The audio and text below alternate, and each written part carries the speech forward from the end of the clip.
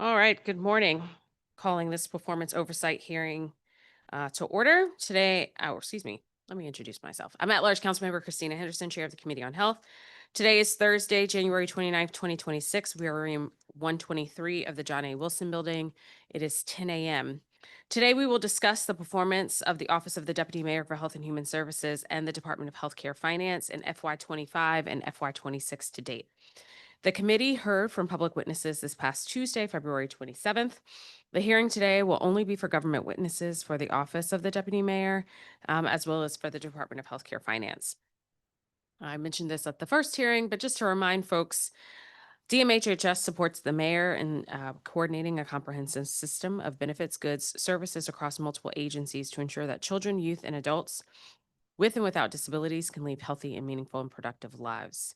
The Department of Healthcare Finance provides healthcare services to low income children, adults, seniors, and persons with disabilities. Over 300,000 District of Columbia residents, approximately 40% of all residents, received healthcare services through the Department of Healthcare Finance's Medicaid and Alliance programs in 2025. Healthcare Finance strives to provide these services in the most appropriate and cost effective settings possible. The committee did send pre-hearing questions to the agencies, and we'll reference those materials today. If you're interested in looking at those materials, you go to the council's website at dccouncil.gov/hearings and click on today's hearing. I'm going to turn to my colleague to see if he has any opening statements. We've been joined by Councilmember Zachary Parker from Ward 5, who's a member of this committee. Councilmember Parker?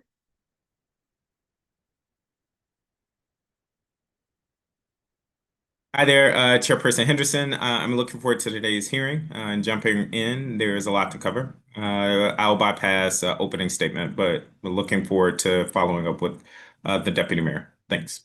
Okay, great. So we're going to start on DMHHS and then we'll move to healthcare finance. Um, Although it's the same person, but different topics of discussion. So before you begin, Deputy Mayor, I need to swear your DMHHS folks in, you as well. So if you or anyone who might speak today, if you could raise your right hand. Do you swear or affirm under penalty of law that the testimony you're about to provide to the Council of the District of Columbia and this committee is the truth, the whole truth, and nothing but the truth? Great. All right. Deputy Mayor, when you're ready. Oh, you got to turn your mic on, sir. Good morning, Chairwoman Henderson and members of the Committee on Health and staff. I am Wayne Turnage, and I serve as both the Deputy Mayor for Health and Human Services and the Director of the Department of Healthcare Finance. I'm joined today in the room by members of my key members of my very hardworking team. I have a new Chief of Staff, Rachel Joseph, who joined us like 3-4 weeks ago. My Deputy Chief of Staff of Encampments is Jamal Welland. He's probably in the field. He's not here, I don't think, but we can summon him up if we need him. Our Policy Director sitting to my right is Brian Harrison. We have a wonderful Communications Director in Rebecca Dooley. She's behind me. And virtually, we have our Legal Counsel and Senior Policy Advisor, Sakina Thompson. We are a small but nimble group with general oversight responsibilities for 7 agencies in the HHS cluster. We are the nexus between the City Administrator's Office and these agencies, and we offer support, guidance, and oversight to help ensure the effective delivery of services, while also ensuring the agencies carry out their functions in a manner that is consistent with the mayor's policy direction for their respective areas. I have submitted written testimony, as you know, and I'm aware that we are pressed for time given the delayed opening and the need to be complete with both hearings today by 2 p.m. Therefore, unless you object, rather than present my testimony slide by slide, I'm just going to give a couple of highlights, and then we can get to your questions, which I'm sure will be penetrating. I want to just note several major accomplishments and highlights for DMHHS. We work with a multiplicity of partners to open Cedar Hill in Ward 8. While this new hospital has experienced a number of operating challenges, which you have been grilling them on, I believe its future as a critical piece of the network of healthcare providers in Ward 8 is very bright. High-level oversight now the hospital is open, shifts to DHCF on a number of fronts, looking at the operational plan and making sure they follow it. and also DC Health, which will continue to regulate Cedar Hill as a part of its role for regulating hospitals. I also want to mention the Aston. This actually opened in 24, bridge housing for persons who are experiencing homelessness. And it opened in 24 following a year of intense planning. There was a significant document that outlines how the facility is to operate, a protocol, if you will, that was established and addressed issues around capacity, maintenance, resident conduct. And I want to say that in our performance year that we're talking about, that was very successfully implemented. The facility now provides transitional housing to 100 residents. There is pressure from some in the community to move to put 70 more residents in, and there's also pressure from some in the community to leave it as it is because they believe it works best when you have the number that we currently have, 100 residents. We also, on another bridge housing project in this performance year, we worked closely with DHS, who skillfully opened the bridge housing project on East Street in the fall of 2025. This is a service-rich facility akin to Aston that has the capacity to serve 190 people and right now houses 41 residents. When the security system is fully developed, hopefully by the end of next month, DHS will add approximately 5 residents per day until the facility reaches full capacity. Finally, I want to make note of our always very difficult and challenging work with encampments. It was a, I would almost describe it as bizarre year for encampment operations, given the federal government's assertion that the district needed to close all of its encampments. We have made tremendous progress in 2 things. One, reducing the number of encampment sites in the city, but in doing so, we have made and continue to make the offer that we will not ever close an encampment without having at least shelter beds available on demand. And in some cases, we can move people into housing if they are, depending on where they are in the pecking order for a voucher. But we worked, if you look at the data in December of 24, we had 82 encampments. I forgot how many residents. We are down to, I think, 62 with about 88 people. And again, not all of the encampments that we closed, not all of the residents accept the offer of shelter. Some don't even accept the offer of housing. But we make the offer nonetheless, and we accommodate those who would like to be. But in reality, when you close an encampment, there will be an element of displacement because some people just refuse to go into shelter. And if we can't give them an apartment at the time, then they say they would just wait until we can provide them with such. So I think we're making a lot of progress. The mayor's, the mayor's direction is that we should not, in the District of Columbia, allow people to be forced to live on the street. And so we are true to that direction by making sure that shelter is available when we close an encampment. And with that, I and my team are happy to take any questions that you have about these or other issues that you might want to talk to us about. Great. Thank you, Deputy Mayor. Councilmember Parker, we'll do a 10-minute round, if that's cool. All right. Okay. Actually, Deputy Mayor, let's start with encampments. And last year was a weird year. It was a tough year. Just to clarify, how many people are currently housed at the Aston? It's 100, I believe. It's 100. 100. Okay. We heard public testimony from some of the agency commissioners over there who were requesting that the cap on residents at the Ashton be lifted so that the building can serve more people. What's the current cap? The facility can hold 100. The facility can hold 107. The cap is 100. Okay, so the facility can hold 107. 70. Oh, 170. Yeah, sorry, Okay. My mouth is still frozen. Okay. Okay. So why not raise the cap? When the facility opened, there was a as you remember, that it was a very contentious project. There was some concern from the residents in that area that the project would, damage their community in ways that we couldn't control.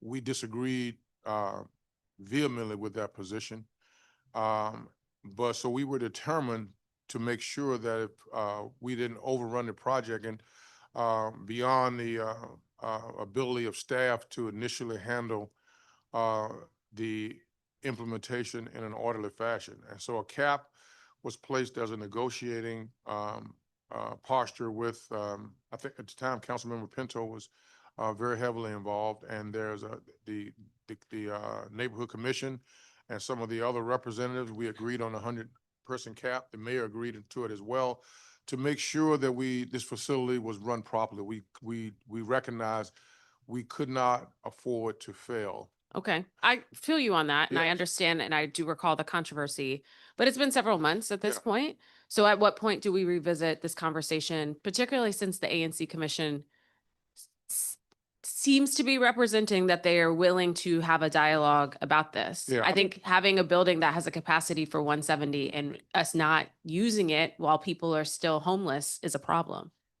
I don't disagree. And I think now that we know the Neighborhood Commission's position, I can certainly take that back to the mayor, and Councilmember Pinto would certainly want to weigh in because she is one of the architects of the agreement. And I think, rational and logical people will look at this and say, well, we've done a really, really good job. Can we continue to do a good job if we expand this with 70 more residents? And if the answer to that question is yes, I think you could see some movement in the area. But I will certainly make it known to the city administrator and the mayor that it sounds like it is your wish that we move to full capacity. Well, yeah. And I mean, yes. if people need a place to sleep Yeah. and we have places indoors, an arbitrary cap due to the fear of neighbors that a shelter is going to ruin their neighborhood when we have seen that hasn't happened, Correct. I think is, yeah. Do you have any progress on the project to convert the old animal shelter at New York Avenue into a new men's shelter? I have to go back and check where we are. I think that is, I know DGS was involved in sort of looking at the space, developing the cost, and then providing budget for it. But I'll have to check where they are in that process. Okay. Okay, there was some complaints in the public witness testimony about the number of encampment floor cleanup and closures that Yeah. significantly increased in FY 25. I mean, just for number's sake, for folks who are listening, in FY 24, for comparison, we cleared and closed 36 encampment sites. In FY 25, it was 128. Now, similarly, there was an increase certainly on National Park Service land, and I think we kind of understand a little bit of what happened there. There's been a lot of news about those federal efforts, but Mhm. can you speak to a little bit why our increase was so significant in FY 25? If, if you could, I don't know if you have the slides up, but you can turn to slide 9. 1 second.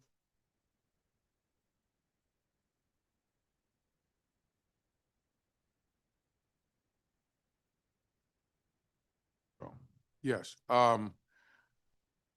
The bar on your right, I mean, on your left, shows the total number of engagements that we conducted in 2025, or 284, almost 300. A small portion were trash only engagements, which we, very rarely do we just send manpower to a site just to pick up trash. We had bulk trash removals in 182 of those engagements, and we had immediate dispositions in 33. And we had full site closures. There's a number, I can't see it, 66. my numbers wrong. We had 66 full site closures. Um, we don't, I listened to some of the testimony yesterday, and the implication was that we plan to do an increase. We just respond to the environment. If there is a situation that requires a bulk trash removal, then we execute it. If there's a situation where there is a public health hazard, a public safety hazard, or danger to the residents or the community, surrounding community, then we address it accordingly. But we have made and as is clear in the change in the protocol, if there's a one difference between what we're doing now and what we used to do, in the past, if we went to a site and we say it was a cleanup or it was a bulk trash removal, we would conduct that activity and we would leave. Now we take the position that we shouldn't have encampments on the streets in the city. And so what we will do is schedule closures throughout the month, and Jamal just joined us. He is he can speak a lot more eloquent to these things than I can. But our position now is, we've transitioned from the notion of sort of maintaining encampments to the point of closing them. Okay, let's talk a little bit about that. So at Okay. last year's performance oversight hearing, DMHHS reported that the district provides 2 weeks notice before full cleanup closure. Yes. And that was a decrease from the previous policy of 1 month. Mhm. Now we've heard public testimony that we went from 2 weeks to now a few days. 7 days. 7. Yes. Okay. Yeah. So we sliced off a week, which Yeah. is pretty significant. If there's no associated outreach to inform residents that has changed. What we've done. So is 1 week the current policy now? Yes, 7 days. We have notified all of the stakeholders, and we have our outreach teams that have similarly informed people and we've changed the protocol that's on the website that says that indicates that we're doing 7-day notices now. Okay, but we- federal partners are doing 24 to 72 hours? Yeah, we have no control over that. And so what we try to do is work with them and make sure they let us know if they're going to close something. Please give us the appropriate notice so we can get there and with our outreach teams and help try to move people into shelter or housing if they have vouchers. But we can't dictate to the National Park Service, their protocol and how many hours or days of leave they should give. Okay. DHS's total budget for encampment-specific outreach increased from $908,000 in FY24 to over $2.5 million in FY25. What do you ascribe to this significant spending increase? And I can let Jamal talk specifically about some of the things that they're doing now that may be driving the increase. But Okay. as I've said, we've changed our posture with respect to how we handle encampments, and we are probably at encampments more frequently, and we're closing more of them. Jamal, you want? Jamal, if you could just introduce yourself for the record. Yes, good morning to all. Jamal Weldon, Deputy Chief of Encampments for DMHHS. Good morning, Councilmember Henderson. To answer your question, DHS has communicated to us that is encompassing of all of the outreach efforts. So again, they do have contracted outreach teams under Pathways to Housing, Community Connections, as well as Miriam's Kitchen. So their increased efforts have also added to those costs. Okay, thank you. I'm going to be over my time in a minute. Councilmember Parker? You. And it's good to see you again, Deputy Mayor. I want to start with a shout out and praise. Thank you. I reached out to you now a week or two ago because there was a woman with children in need of shelter, and I just was really impressed by the personal care you provided to that individual, but also how you worked with DHS to get that individual into shelter. So thank you. I know often in these oversight hearings, there isn't often a lot of praise. But I just want to let residents know that you are very much hands-on in doing the work that you're talking about.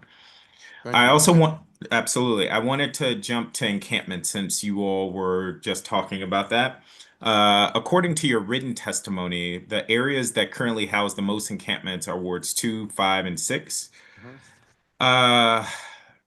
can you speak to the need for more shelters, bridge housing in these areas, or how are you continuing to bring the number of encampments down? And I know you were just talking about that with Chairperson Henderson. If I could just add a secondary question. Sure. I heard yesterday on the mayor's press conference that some 100 or so individuals have been brought off the streets into shelter, which is a good thing. And so, how is this current snow emergency impacting your strategy and outreach with individuals in encampments?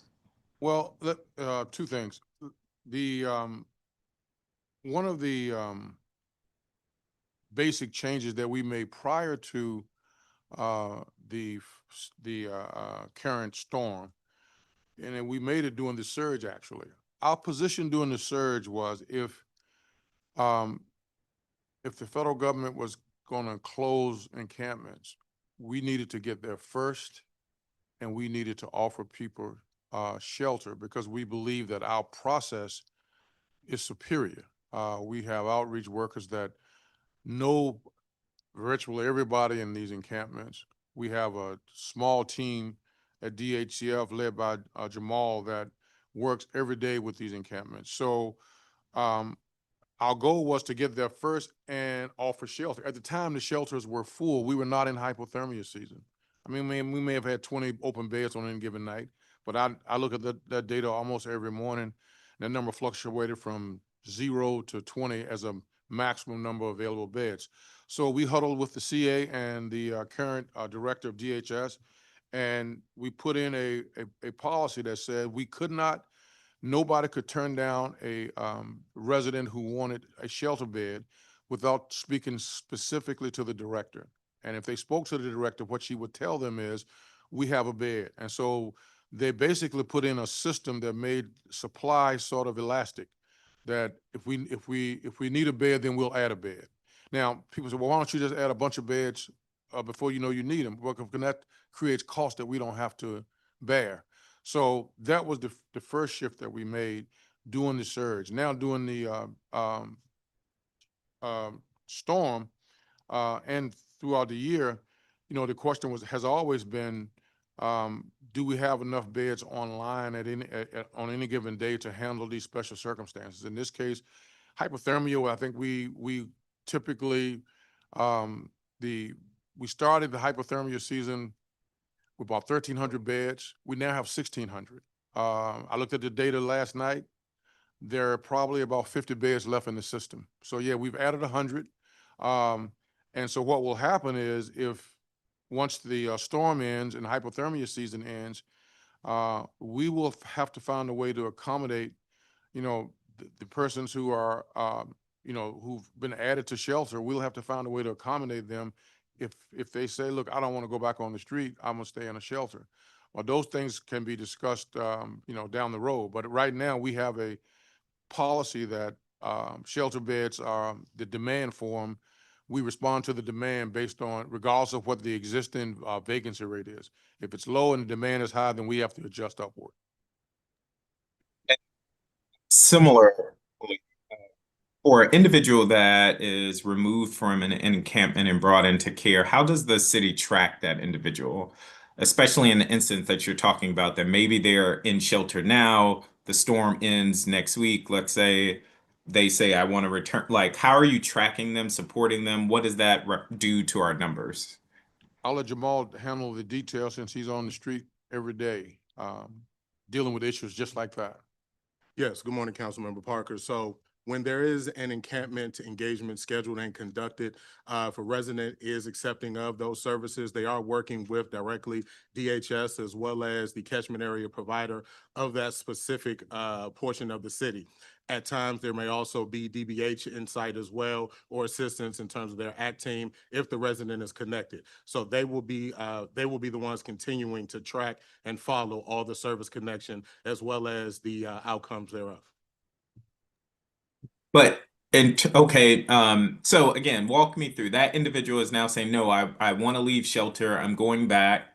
I'm clear, like services are there, but can you just elaborate a little bit more how you're like tracking that individual and trying to woo them back into shelter? Or is this a constant back and forth depending on their decision day to day, week to week? So I will say, unfortunately, it is somewhat of a back and forth. Again, the acceptance of services does fall on the resident themselves to accept, as well as to continue out whatever service-connected process they can decide to engage in.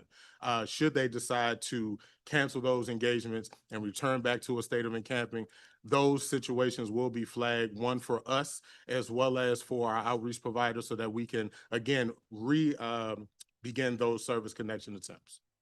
Okay, one more quick follow-up there. If an individual comes in the shelter, let's say now because of the snow conditions and they have a shelter or materials, how are you all dealing with that? Are you leaving it? Are you removing those encampment structures? How are you dealing with that? Yes, so right now, in the midst of the weather emergency, there have been no encampment engagements scheduled nor conducted. The only thing that would change that at this particular time with our current posture, if there's a need for an immediate disposition, something that would create an immediate safety or health or safety hazard that can otherwise not go unignored. Understood. Thank you. Deputy Mayor, I wanted to turn to Cedar Hill. It's a sort of public-private partnership and long awaited. What contractual levers does the district have to enforce performance, improve performance, and can you just speak to whether or not you and your team have explored any of those levers to date? First, to the question of levers, we have an operating agreement that dictates how the facility or what services the facility will provide. That speaks to, in general way, issues of quality. And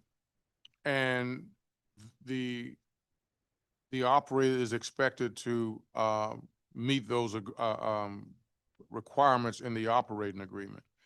As for, the district, one of the things that we did in this agreement that there was a departure from United Medical Center. We would hire operators for United Medical Center, but they were not full risk operators. In other words, they could run the facility, and if the cost ballooned and they had poor outcomes, they would just come give us a bill and say, you know, we're short $30 million, which was typically the case.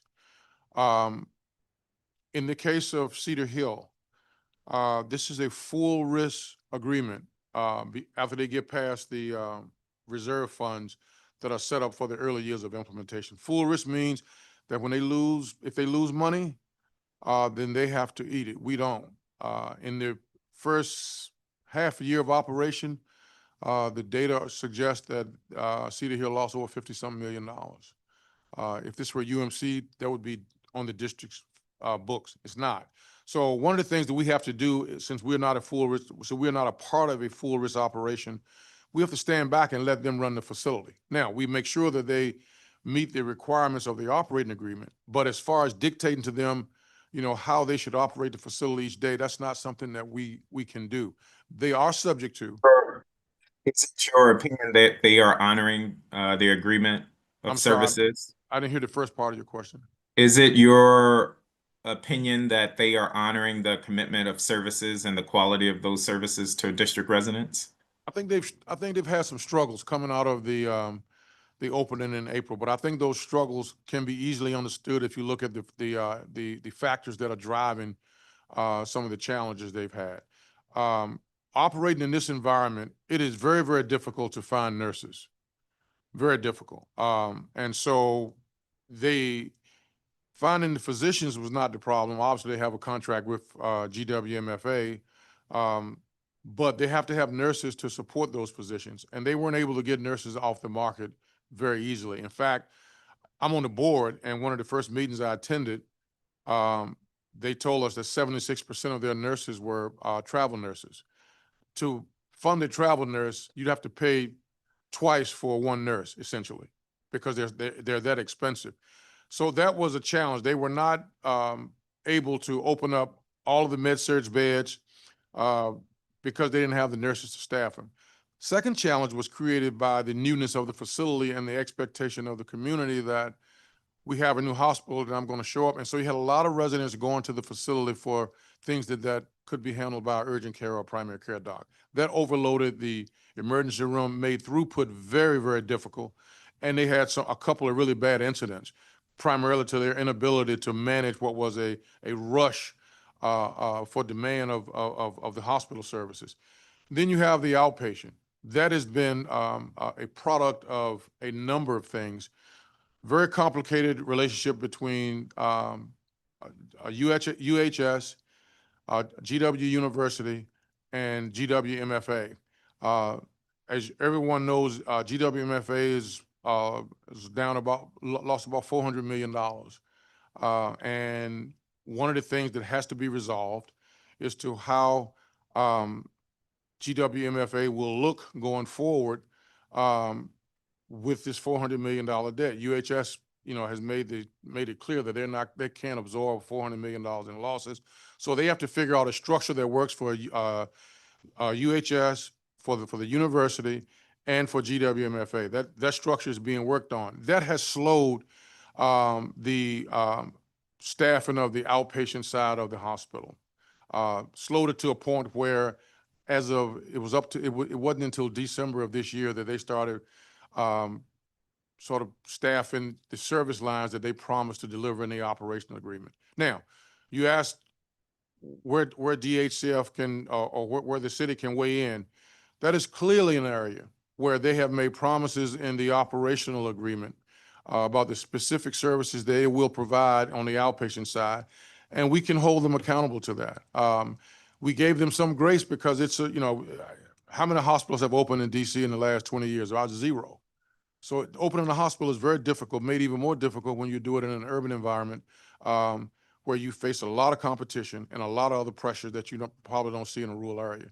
So I think they have struggled mightily in some cases, but I also think their future is still very bright. And I think once this thing settles down, once the issues are worked out with UHS, GW, and GWMFA, once they have a fully staffed C-suite team now, even with the departure of Anthony Coleman, that I believe will push the hospital in the right direction, and I think it'll be very successful.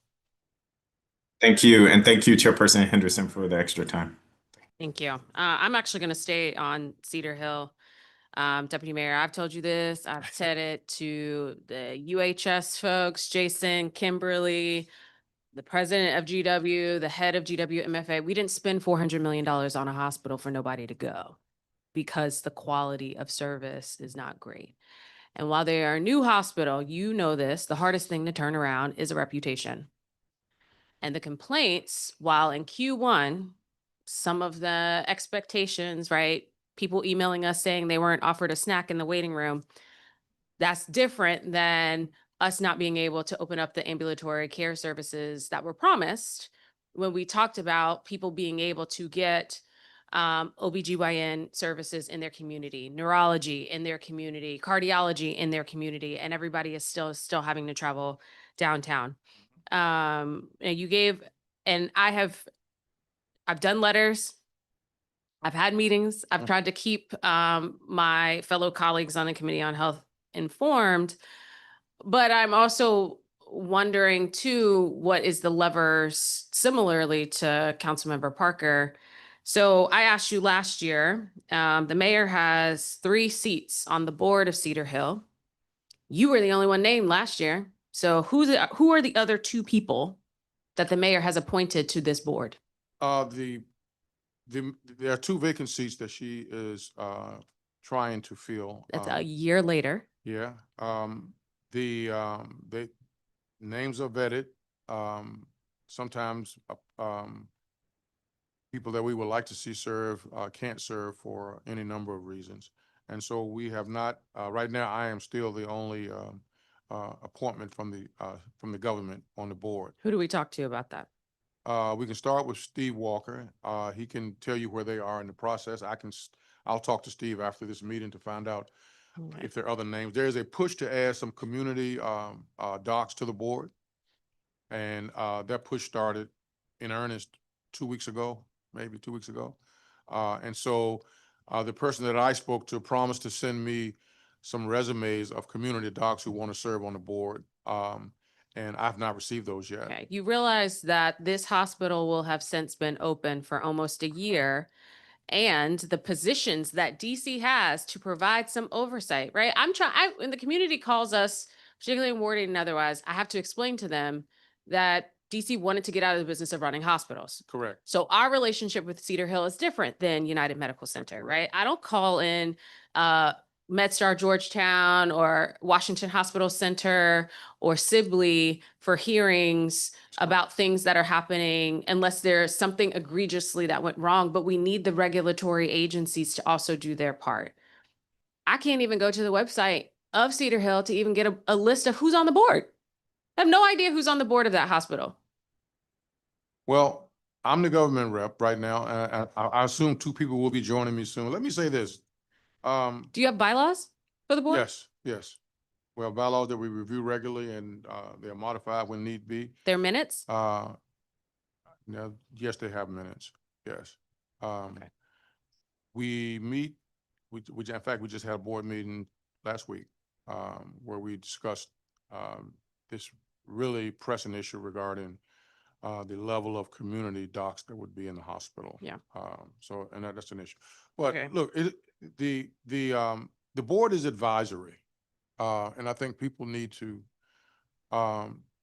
sort of temper their expectations about the Oh, impact. sure. I It is- understand that the board is advisory, Sure. but if I can't be in the hospital every day and there are things that we can't get, right? A lot of the stuff that we found out in terms of UHS's, first off, losing money from Cedar Hill and the relationship with GWMFA came from two places.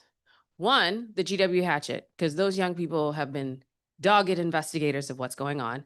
And two, my staff watching the UHS corporate board meetings and minutes, Mhm.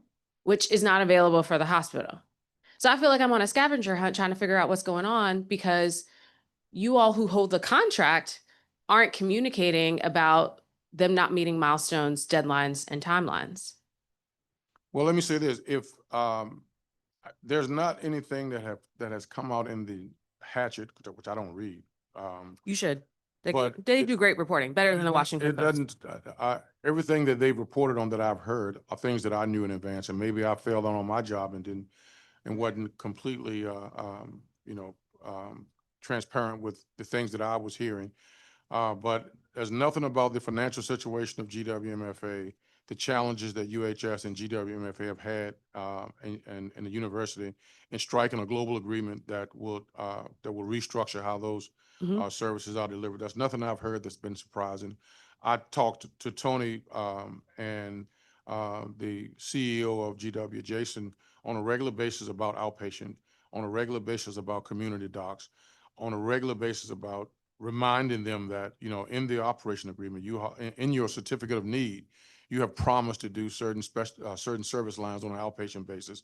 And if you don't do those, the certificate of need either has to be changed or you will be held accountable for it. So those discussions and I would have those discussions whether I'm sitting on the board or not. In fact, when I have them, I'm not operating in my capacity as a board member. Yeah, because you said it's advisory, which is a different type of relationship. It's a I very totally get that. It's a very I'm just different type of saying, relationship. even there are, right, and I had a recent meeting with the interim CEO and they talked about some of the struggles that they've had with workforce and staffing. I get that. I understand that. Every hospital is having that. But I also know that if I'm comparing what they are advertising for nurses and techs and otherwise in terms of the pay range, they're paying less than every hospital in this city. I think that's changed. I hope, That's changed. because no wonder you can't find somebody. Well, they changed that pretty good. They have, first of all, the salaries and bonuses they were offering initially seemed pretty impressive to me. Then I think they realized that it was below market in some areas. And I need to check, but I think I recall them changing their compensation package, and that has helped them greatly in recruiting nurses. Okay. Their position is, if you're going to have a culture that delivers quality of care, you can't live off of travel nurses. You have to have people who want to be at Cedar Hill and who are Yeah. committed to being there. And so that's what their focus is, as I understand it. Okay. You testified last year that the abatement at Fletcher Johnson's Fletcher Johnson, Mhm. campus would start in the spring of 2025 so that we can get to the development of the freestanding ED in Ward 7. Yes. Has this happened and what's the updated timeline on that project? I put it in my DHCF, testimony. Oh, okay. So we can. We'll come back to that. Okay. That's fine. And they have, Melanie Williamson is the, new chief operating officer at DHCF, and she provides some general oversight. And that's one of the areas she, Does she know about her promotion? yeah, she found out about it this week. I sent an email to the staff. And she said, what? Okay. All right. Let me ask about age-friendly DC. So the age-friendly DC coordinator position has been vacant since June 2025. You all reported in the pre-hearing questions that there have been no reports or resources related to this program this year. Do we not like seniors? No, that's not the issue. My previous chief of staff was working on the challenge of, hiring a replacement for, Gail Cohn. She then took another job, and Rachel Joseph, who is, my new chief of staff, has taken over that process, and she can share with you sort of where we are and what's next. Morning, council member. Morning. We are, and I actually did the first of 3 second-round interviews yesterday, and I'm hoping that by next week we'll have a decision on who of the folks that I'm interviewing we want to select, and then have them on board by mid-February. Okay. And at that point, I'm just getting up to speed, as the deputy mayor said. We started a couple months ago, and getting up to speed on where we are with Age Friendly. And we will get back on track with reporting, and as soon as we have a staff member on board. Okay.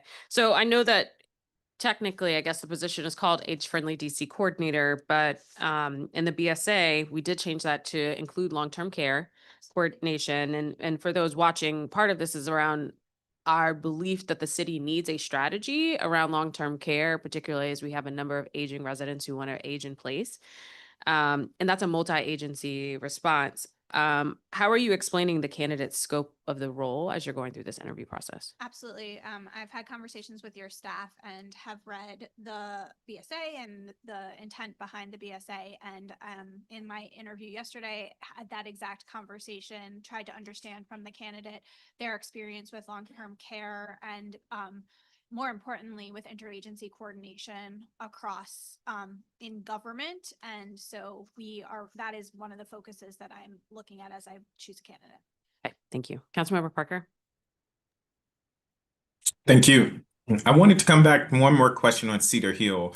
There have been reports of documented violations related to patient care. There was one horrible report where I think someone had to be medevaced to another hospital across town. You mentioned you're on the board, but from your seat, either on the board or as deputy mayor, how, again, are we like holding the hospital accountable? I totally hear that there is a stopgap in terms of funding so that the district isn't responsible there, but are there any steps that are being taken to address the reported violations that we've heard about? Yeah, now, that's a good question.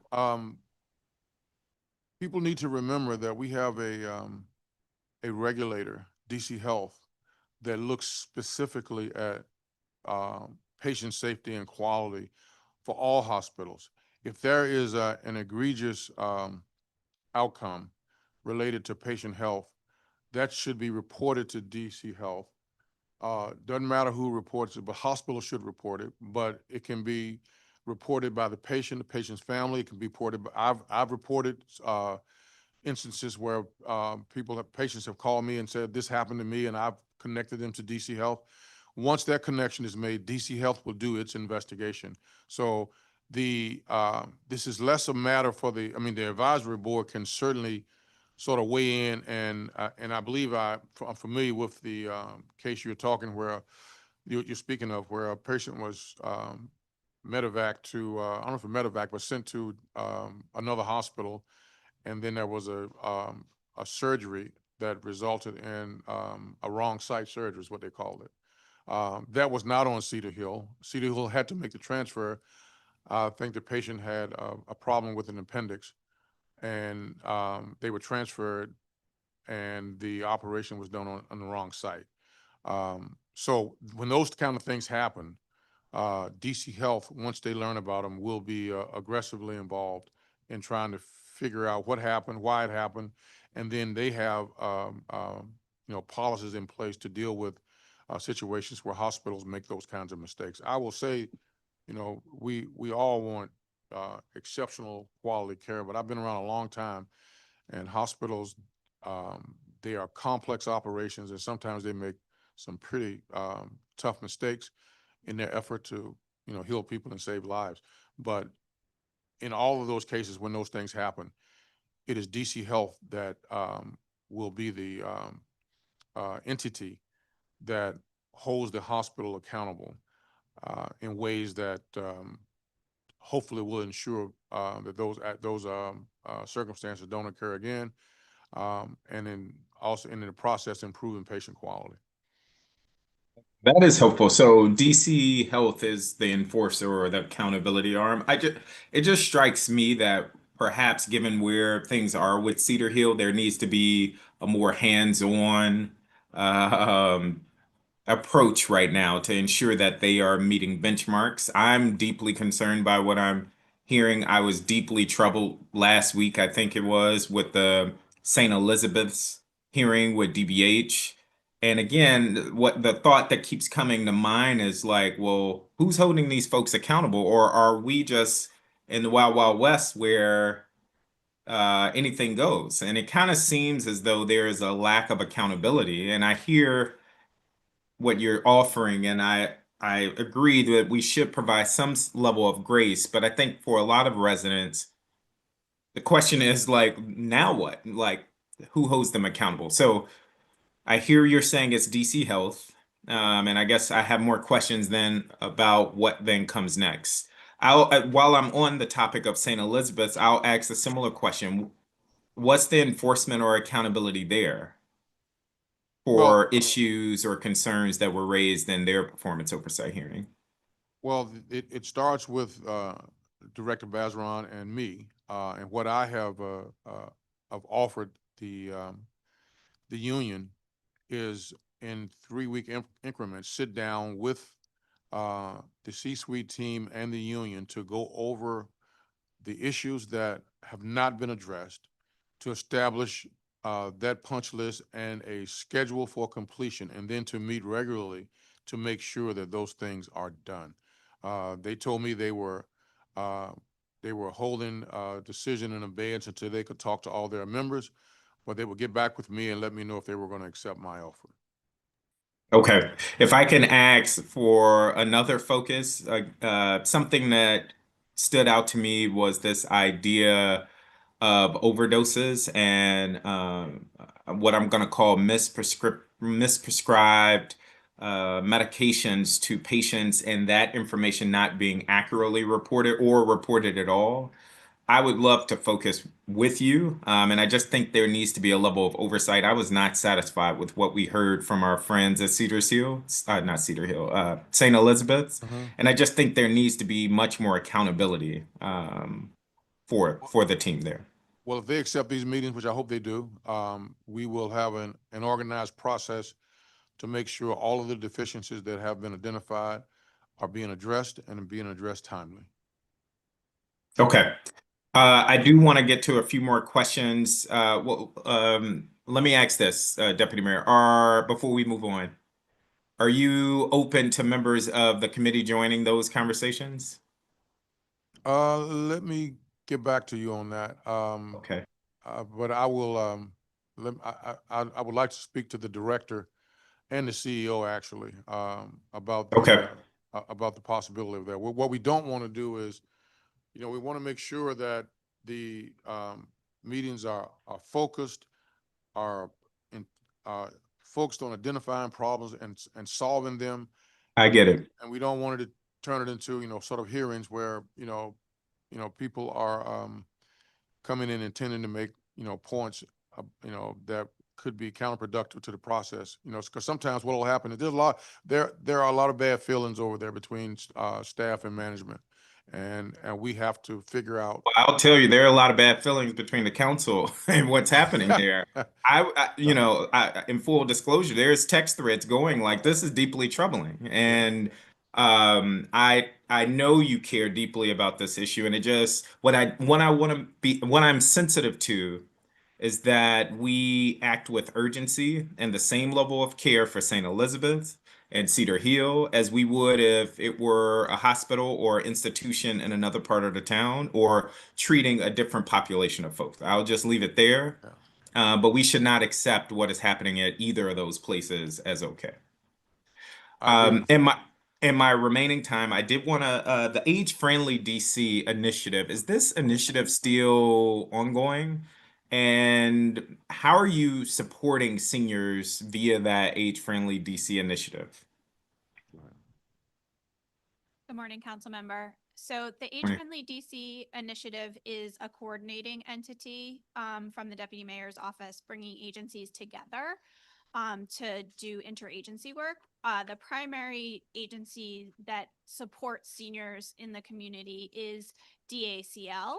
And Director Hines and her team are out there every day supporting seniors. We've had some really good conversations with seniors during the snowstorm and making sure everybody is safe, and are working to get the DACL service centers open. So quick follow-up, just because of time is ticking. Sorry to Yeah. jump in. So is this initiative housed with the deputy mayor or is it on DACL? Age Friendly DC is housed with the deputy mayor's office. But it sounds like you're suggesting that DACL is taking the lead in its outreach and coordination with seniors. Is that fair? That is fair. DACL is the programmatic agency that focuses on seniors, and Age Friendly, it does interagency coordination at a strategic planning level. Okay. Deputy Mayor, I'll just end here. I am also really focused on coordination and interagency coordination, namely with our behavioral health team, for me, the Child Welfare Agency, and many others. In 40 seconds, like where are you focusing on interagency coordination and where are there opportunities for improvement? You mean across the cluster? Yeah, across your cluster, yes. Well, I think, and we touch on this a little bit in the DHCF briefing. I think the next major front for interagency coordination, and it is with DHCF and DBH on the issue of behavioral health. We have some enormous challenges in our behavioral health system that if we don't find a way to get our arms around, frankly, some of the fraud, it will ruin the program. And so what we're trying to do at DHCF and DBH is to come together and work on policies that will slow fraud and improve care. That is one of the biggest areas that we can have this interagency coordination. The other is on the issue of homeless services and this continued struggle to make sure that we have adequate case management funded across our DHS agencies. And we say interagency coordination because some of that can be paid for with Medicaid dollars. And so we work closely with DHS in making sure that we are maximizing federal dollars as they attempt to expand case management services for residents that they place in apartments who need continued care. Those are probably the two major areas that I see, but I'm sure there are more if I need to think about it. Okay, I'm over time. Behavioral health in particular, year after year, and with a number of agencies, there is a lack of needed coordination. And I would say, especially in our child welfare system, DRS, and many other places. So I'm happy to work with you. And again, thank you, Chairperson, for the extra time. No problem. Councilmember Parker, just this is my last sort of round of questions for DMHHS. Did you have more set of questions for DMHHS? I did have you touched on it briefly. I did have a question about the New York Men's Shelter. Why don't you go and ahead and it's ask? Okay, and it sounded like Deputy Mayor, you're suggesting that we should follow up with DGS on that? Yeah, Uh, and I can close the loop with DHS and DGS uh, on what the status is and how, and what, if any, impediments are in front of the process. Beyond just the status, I would strongly encourage your team to do like outreach with local businesses and even residents in that Ivy City community. There are a number of challenges, and I think it would benefit us all for there to just be more coordination there. An invitation, DIMPED and I are working with businesses in the Ivy City community coming up, and I think you could benefit from being part of that conversation as well. I'll Sure. share more information. I look forward to it. Okay. Thank you, Chairperson Henderson. Thank you. Councilmember Parker, just so you know, and for the folks here, I'm gonna ask my last last round of questions on DMHHS. We'll take a 5-minute break so we can switch out and then we'll come back and do healthcare finance. All right. Okay, Deputy Mayor, I'm often, you have a more hands-off approach to your cluster, which is okay because you always tell me, I trust my directors, You know, et well, cetera. it's a little bit more complicated than that, but Okay. As you know, this is a sort of follow-up in terms of what Councilmember Parker was talking about with St. Elizabeth's Hospital. So as you know, we had an oversight hearing regarding the hospital last week, which I find deeply disturbing. I understand that you've met with the nurses and the senior staff. mhm. Dr. Bazaron has met with them, and I think you've offered the every 3-week visit, et cetera. But let me ask you this. Are you satisfied with how St. Elizabeth's Hospital is currently operating? No, Okay. Do you have any concerns about the leadership's capacity to run the hospital? based on the things that that have been reported to me, yes, I have concerns about the way the hospital is being managed. Now, I don't. That's not to say that every complaint that was raised was something that every complaint had veracity, but there are enough things that I've heard and that the CEO has mentioned as problems that, yeah, give me pause. And that's one of the reasons I made the offer to sit down every 3 weeks with the union and St. Elizabeth's management to make sure that we're all on the same page about what it is that's not that needs to be done, that's not getting done. When can we get it done?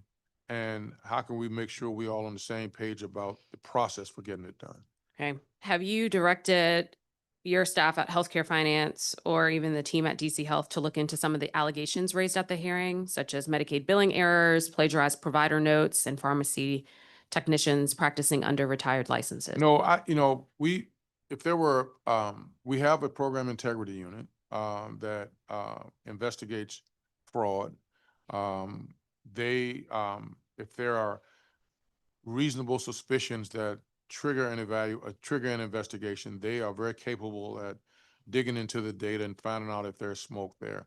Somebody making a comment that there's fraud is not a basis for me to jump and act. I have to see some evidence. And so, based on some of the complaints that were made, we can certainly investigate. But I have not at this point asked our program integrity administrator or DC Health to get involved. I need to know a little bit more about it, which I intend to find out. Okay. We've been talking about this for over a year now on this. Well, the fraud was the first. That's the first No, time I heard of fraud. the fraud part, Yeah, but just yeah. sort of overall, some of the challenges and concerns about what's been happening at St. Elizabeth's. I've met with you, I've met with the city administrator, I've met with Dr. Bazaron, I've met with the mayor. And I feel like at this point, I have no choice but to just now start pounding it publicly. So the next hearing, Well, yeah, there's some other choices. next week, I mean, yes, there are other choices, but I can't make that choice. No, I hear you. Look, I've asked. my hope is that the union takes me up on my offer to have these every 3 week meetings. I guarantee you, if we have them, we will identify what's real and what's not, and we will fix what's real. Okay. One of the issues that came up at the roundtable last week were concerns about patients being kept at the hospital, even though a less restrictive setting would be more appropriate for them. So a nursing home or memory care or, and this has been a concern, or they would say a rising concern since the closure of the public nursing facility that was at UMC. Mm-hmm. What efforts are you taking as deputy mayor and the director of healthcare finance to incentivize more nursing homes to accept both Medicaid patients, but also some of the patients who might be at St. Elizabeth's? That's a tough issue. We have made adjustments to our payment methodology to encourage nursing homes to take on patients that may bring additional costs because they have some pretty significant issues. I think it's, you know, and Melissa and others can speak to this, doing the DHCF is, and I think that the impact of those adjustments have been minimal.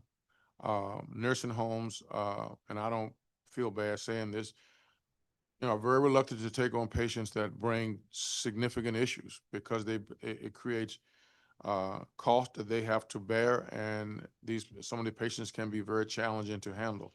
I'm not sure of the type of patient that people are saying exist in St. Elizabeth that should be in a nursing home. I need to dig more into that issue to understand it. They have a whole I think they call it the geriatric unit. Right. So there are individuals there who would probably qualify. Well, I'm not questioning that they don't qualify for geriatric care. The question is, do they have other issues that require additional care that nursing homes don't typically provide outside of a psychiatric setting? That's what I don't know, but I will certainly look at that question. Okay. All right. Some of the other issues. Well, I'm gonna just ask one question on Interagency Council on Homelessness. So there hasn't been a lot of action that's kind of happened there over the past year. What's going on? The pre-hearing responses indicated that ICH is still operating from its 2024 priorities. Is this a normal practice to just, 2 years later? So the ICH is operating from 2024 priorities. The senior executive team is having a retreat in about a week to start working on a new strategic plan. We just brought on 4 new staff members in the last 4 weeks to support Director Silla and in getting that kickstarted and on track. Okay. So we'll ask for an update at budget. All right. So we're gonna take a 5-minute break and then we're gonna switch it on out. We'll be back in 5. Thank you. Good job. Good job. Good job. Huh? I know it's gonna be grueling. I'm trying not to, I'm gonna go to the bathroom. I probably will use another, I probably could use another water. What I want though. I'm gonna, you know.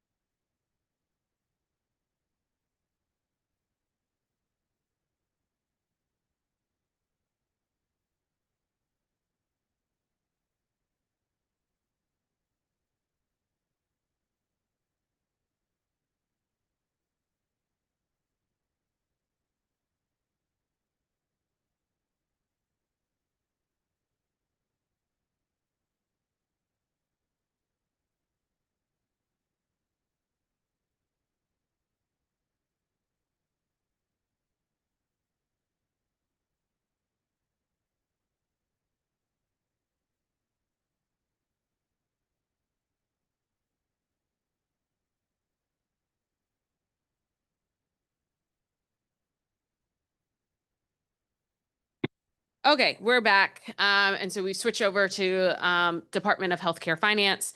So I need to swear in this group of distinguished public servants. So if you can please raise your right hand. He might call on you. Do you swear or affirm under penalty of law that the testimony you're about to provide to the Council of the District of Columbia and this committee is the truth, the whole truth, and nothing but the truth? Great. All right. Director Turnage, Rebecca here is going to run your slides. So you just give her, yeah, and turn your mic on. There you go. Thank you, Chairwoman Henderson. I am here now to discuss the performance oversight for the Department of Healthcare Finance. Joining me are members of my exceptional management team and our very capable agency fiscal officer, and we have a cadre of administrators and managers behind me who oversee the day-to-day operations. As I've said many times, collectively, I think this is the finest group in city government. If you turn to slide 3, this past performance year, DHCF really struggled with what were some very significant and exigent policy challenges primarily at the federal level. For much of the late spring and summer, there were questions raised about the stability of the federal funding for the Medicaid program that could have, had they been implemented, would have devastated DC's program. There were questions about the legal viability of the Alliance program. And then there were these new work requirements and the implications that holds for the city. In the current federal climate, these issues still hold currency. And, our job, and we will, is to closely monitor how they develop, if they develop, and what the potential impact in the city will be. I know this is not a budget hearing, but as we think about performance and also think about where we have to go with performance, we have to grapple with the realities of the district's financial picture as we implement the Medicaid and the Alliance program.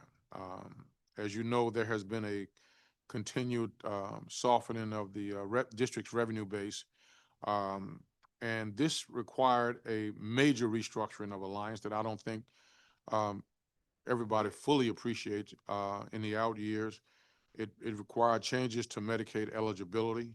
And it forced us to successfully pursue with DC, the DC Exchange, the pursuit of an alternative health insurance option for those Medicaid beneficiaries who are at the very top of the eligibility scale and who lost their Medicaid coverage because of the change in the reduction in eligibility. From everything that I read and from the conversations that I have with people who are in the know, the indications are that we will see a similar set of financial challenges evolving for the budget process that we are currently in for fiscal year 27. If you go to slide 5, I wanted to put this slide in to give people some sense for the difficulty that we have. If you look at the data on district revenues, what you will see for a period of about 3 or 4 years is a significant contribution to the available revenue by the city's fund balance. Well, that fund balance has largely dissipated. And when you look at how the budgets are built in some years, and in 26, expenses that were paid for in 26 that are not budgeted for 27. And that means a decision will have to be made to either allow the reductions to take place or find resources. And if you have to find resources, you must deal with what is a dampened forecast for revenue growth. And DHCF has made a number of changes over the last 3 or 4 years to the Medicaid program to get at the savings that we could most effectively implement without creating, some significant eligibility and service challenges. But even with those savings actions, if you look at the growth of the Medicaid budget from fiscal year 19 to fiscal year 26, it is almost 6 times the rate of growth that we see for districts for the district's local revenue. And it wouldn't matter if Medicaid were just $100 million program, but the local share was over 2 billion. And so when you have that kind of pressure, and you have that difference in the growth in city revenues versus the cost of Medicaid program, it creates a day of reckoning. And I put this slide in to give you and the public some sense of how this challenge plays out every year. The blue bar represents the prior year's budget. The red bar is, Darren likes to say, what if we did everything from the previous year in the new year? Will we have enough money? And so when you compare the blue bar to the red bar, you see that on average, the district's annual projected need, I mean, need beyond or growth beyond what's in the prior year's budget, is that the average is about 140 million in local funds. If you spread that over the impact of or extrapolate across the financial plan, that means we would need in any given fiscal year an additional 566 million in local funds to do things that were done previously that we want to do in the next fiscal year. So that is in effect the challenge. Now, if you go to slide 8, as you are aware, we made some significant alliance policy changes. I don't think I need to enumerate them unless you want me to. But we made these changes because of the cost pressures that Alliance was creating.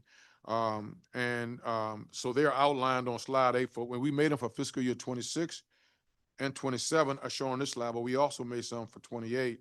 And the council looked at those changes and largely, they made some modifications, but largely agreed.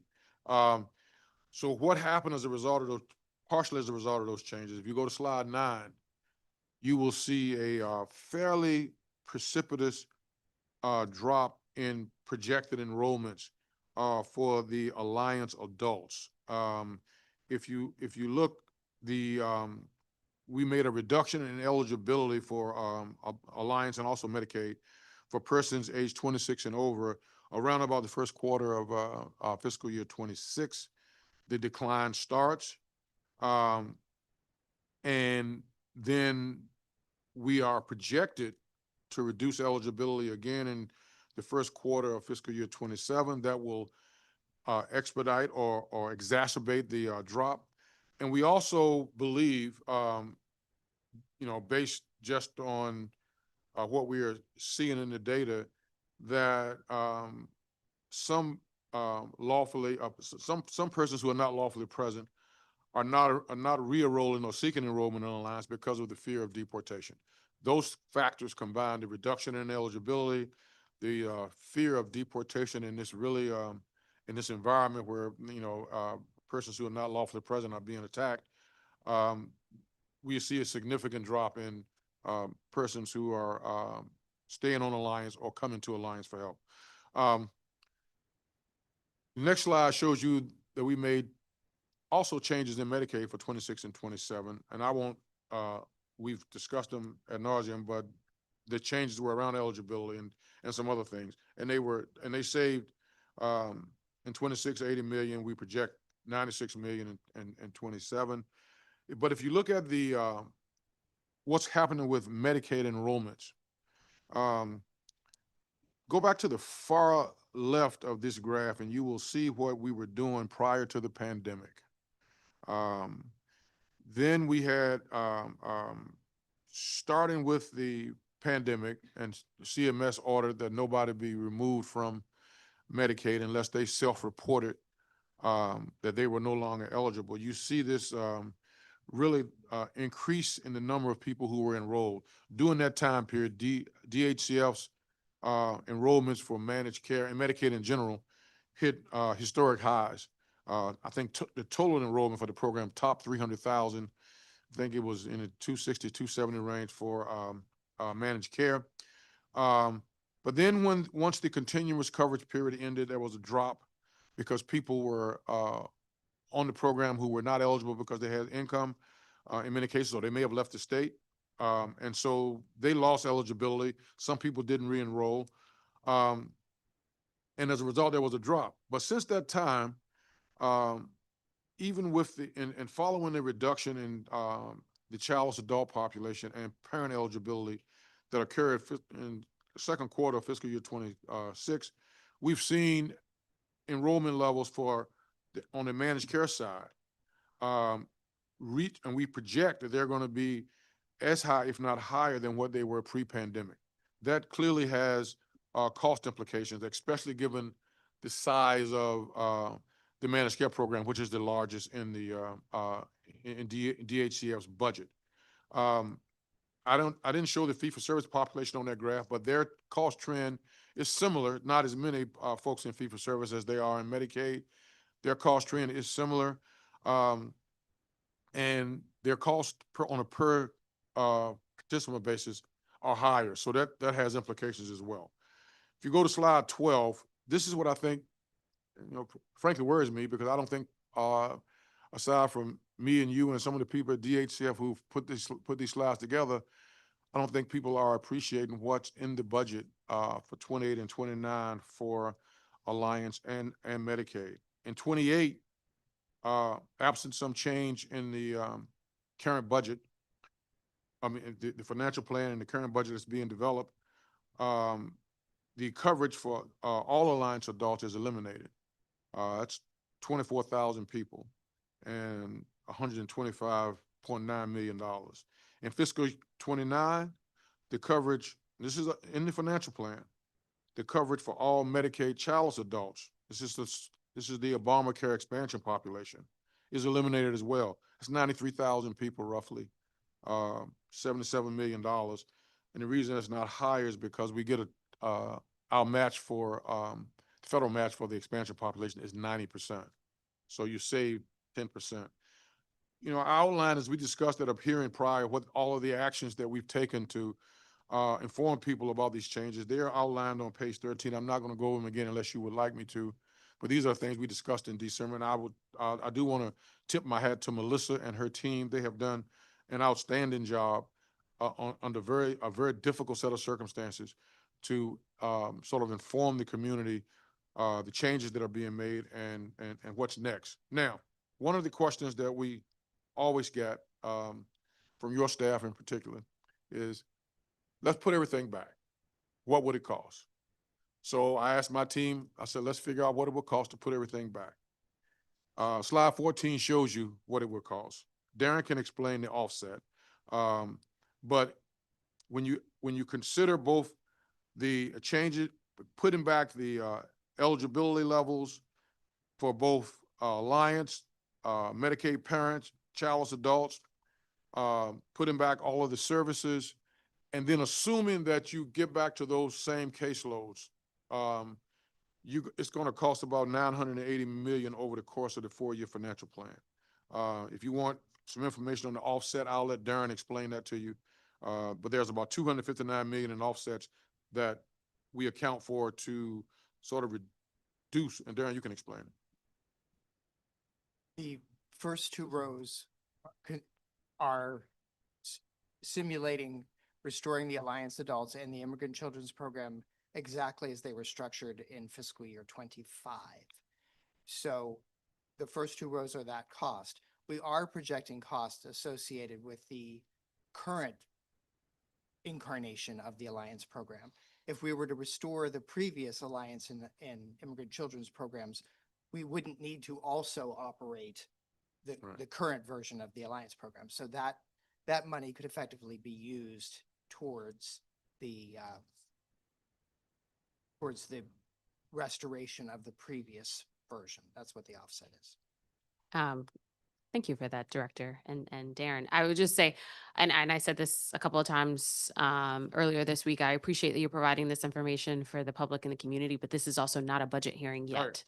So I know that folks want to start that sort of advocacy, but I have a lot of questions about the performance of the agency in the past year, even though I know people are thinking about what happens next, but we'll have time for those discussions once decisions are made. And the next questions, the next slides, and we can just highlight them. and get to your questions. They deal with actual performance. If you go to slide 16, we have a real challenge and that we've been grappling with for some time, fraudulent billing in the behavioral health space. We've seen sharp and very suspicious billing patterns that include dramatic increases in the number of consumers who are using services. There's this thing called consumer transfers those have spiked, and then we see a concomitant increase in both the cost of these services as well. We have a very well-staffed and talented program integrity unit that has stepped up a program of compliance. They are targeting compliance efforts to outlier providers. They've done audits that have led to law enforcement referrals, and they've increased in payment suspensions, while DBH has increased decertifications for some of these providers. Slide 17 gives you some sense for the magnitude of the potential fraud. The blue bar represents the non-CSS programs.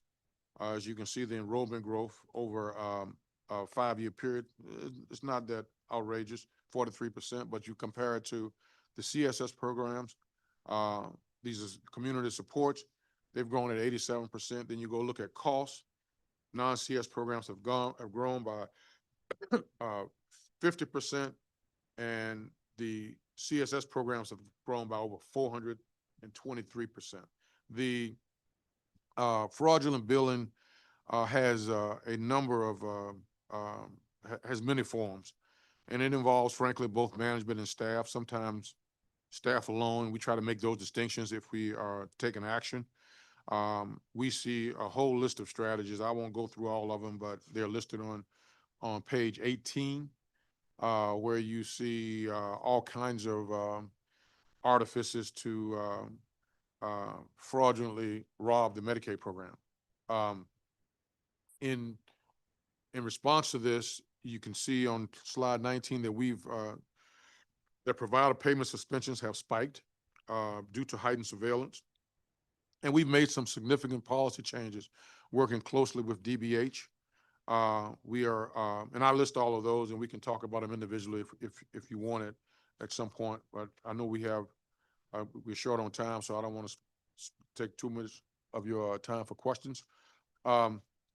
So that's what we are focused on a lot in the behavioral health area. And we have to figure out how we can slow this, because the cost of behavioral health is growing at a rate that it should not be growing. And I think primarily a big reason for it is some of the fraud. If you go to slide 21, we're also doing a major refresh of our MMIS system. We're rebuilding it. This is required by CMS, and because they're required, they pay most of the cost. Typically every 5 years, they make you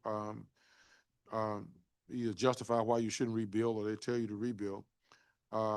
We have a provider, Gainwell Technology.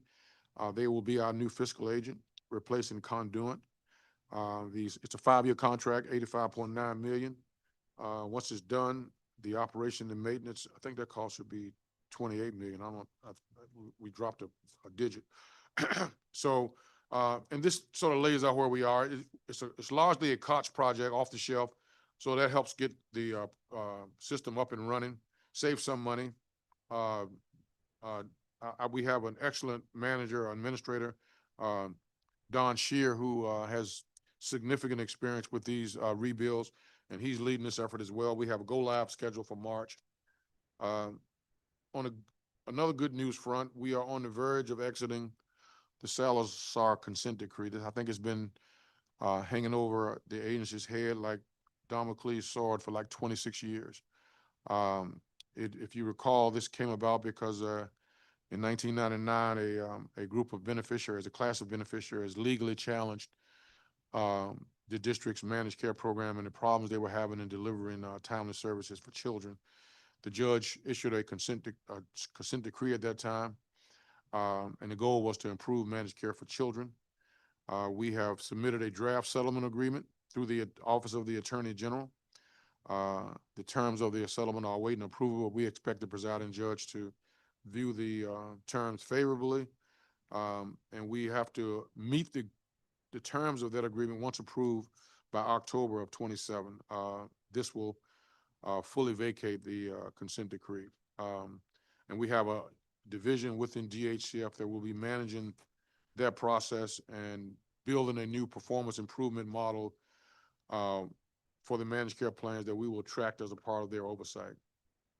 One of the things that has come up repeatedly is whether or not we're going to do carve-in. I think it has some benefits that would inure to the system in a significant way. If you recall, we backed off of it, and after announcing that we would do it, we backed off because of the budget challenges that propped up and the projected cost of the carve-in, which was, we said at the time, was $13 million. We think this cost was driven by the fact that the providers wanted a pretty significant bridge to the new policy that extended the cost, extended some prior authorizations and other things that pushed the cost of the policy up. And because this sort of coincided with where we were on the budget, we had to pull it back. Melissa has been engaged by stakeholders about their inclinations for possibly advancing this policy forward. They have expressed a strong desire to implement the carve-in, although they don't want it in 26. And they cite the benefits that we talked about. And so Melissa has led discussions with our actuary to better understand the financial implications, and they are to make a recommendation to me once the actuary completes his analysis, and then I will take that cost to, because I'm sure it'll have a cost to it. I'll sit down with the EOM, CA, and the budget director to see if this is something we would want to advance to the mayor. Something she might consider. My concern is obviously if the district's finances have plateaued at a fairly low level given past growth or relative to past growth, it might be difficult to take on. Lastly, what I want to do is just sort of a reminder about the work requirements that will take effect, I think, January of next year. We get asked all the time, how will this impact current Medicaid recipients? We've gone through an algorithm that sort of identifies potentially assuming there's no major change in eligibility, the number of people who would either have to demonstrate compliance or secure an exemption. It's about 20% of the total number of people who are currently in Medicaid. It's about over 56,000 people. So that's a big number. And we have to put a system in place that will allow them to efficiently report their compliance and allow us to document or to verify that those reports or their documentation is reliable. If we don't do those things, then a lot of people could lose coverage, which obviously we don't want to happen. So in the interest of time, that concludes my presentation. I will conclude by saying we do face a number of fairly weighted challenges involving both Medicaid and the Alliance program. And we think about these challenges often in the context of the budget challenges that we face, which we will discuss, as you point out, in more detail in a couple of months. But my team and I stand ready to address these challenges and work with your team to, as we endeavor to resolve some of the, well, I think are some of the thorniest problems in the Health and Human Services cluster. Thank you. Thank you, Director. We've been joined by Councilmember Brianna Nadeau, who's a member of this committee. Hello, Councilmember Nadeau. Councilmember Parker was here. I'm not sure if he's still here, but we're on 10-minute rounds. So we'll get started there. Okay. Director, I want to start sort of talking about Medicaid fraud. Okay. For a variety of reasons. One, I don't like wasting money. Two, I don't like when people are stealing money. And three, I really don't like it when people are not providing the services that they contracted to for folks who are very much in need. You mentioned in your testimony that there has been a provider there has been a spike in terms of the number of provider payments that have been suspended. How many are we talking about here? I think it's 15, and those providers billed us in the previous year for 124 million, built the Medicaid program. Okay. Are there other provider specialties besides behavioral health that are included in that mix? If you could just introduce yourself for the record. Certainly. Good morning. Kevin O'Donnell. I'm the Director of the Division of Program Integrity for the Department of Healthcare Finance. The 15 provider payment suspensions that are currently in effect relates only to behavioral health providers. Of that 15, 5 have been imposed since fiscal year 25 started, with an additional 2 at the tail end of FY24. And we have 3 additional providers where we've determined that credible allegations of fraud exist, but for which we haven't moved forward with the payment suspension. Okay. How many years have these providers been providing services through the Medicaid program? Like, are these new people, or are there folks who they've been in the program and now all of a sudden there's nefarious activity? It's a mix. Some of the providers that are under payment suspension have just recently enrolled within the last 1 to 2 years. Some of the other providers have been within the program for longer. Okay. It's important to note that we can't always suspend once we identify fraud. So, and I'll use home health as an example. When I came to DC, the then program, the administrator for our fraud unit gave me a list of home health agencies that they had identified credible fraud dating back to 2009. I came to DC in 2011. We were in 2013 at the time. And I asked why weren't they suspended, and he said they were told they should not suspend them because they were being investigated. And the, OIG did not want them to be informed that they were under investigation. So they were allowed to bill for a substantial period of time, so much so that the federal government called me after there was a raid and 13 of them were hit with criminal indictments. I remember that. Yeah, and they wanted us to give them $200 million back. And I said, why? And they said, because you kept paying these. And I said, we kept paying them because you told us to. And so we're sensitive to that need to collect evidence, particularly if you're going to take somebody to court. Yeah. And so, but we have been working very collaboratively with OIG and the U.S. Attorney's Office about, can we pull the trigger on some of these cases? And they have let us do that. Okay, so provider, once you get to the payment suspension part of it, you've been under investigation for some period of time. And now it's determined, no, there has been fraud, and therefore you stop. It's been determined that there's credible allegations. of Credible fraud. allegations, yes. But what I guess I'm trying to get at is that the 15 providers who are currently under suspension does not necessarily encompass all of the providers who might currently be under investigation. That's correct. Okay. Do you all apply any additional oversight or monitoring of newly enrolled providers during their first year of Medicaid billing, particularly when utilization grows rapidly? So we can take not as a blanket policy, but certainly when we see utilization shifts, we can implement oversight actions. We've conducted expanded oversights and expanded audits and on-site audits of substance use disorder providers just within the last year, because we did see a spike in utilization for recovery support services. So when those instances arise, we can conduct audits or open investigations. Okay. The pre-hearing responses show that the quote fraud, waste, and abuse finder end quote contract was new in FY26. What's this contract for, and what's the status of it? So that's a newly acquired data analytics tool. It will analyze all Medicaid claims data, identify outliers proactively. The status of it is we just acquired the tool about 2 weeks or so ago. So we're having our kickoff meeting with the provider, a 2-day kickoff next Wednesday and Thursday. But it replaces a tool that we had. They've had other software that this is just, I guess, an updated, more efficient, more powerful version. Yeah. was So, that? and it will utilize artificial intelligence, new age tools of data analytics in order to give us more proactive mechanisms for identifying fraud, waste, and abuse. So it helps to get us out ahead of concerns before they become significant. Okay.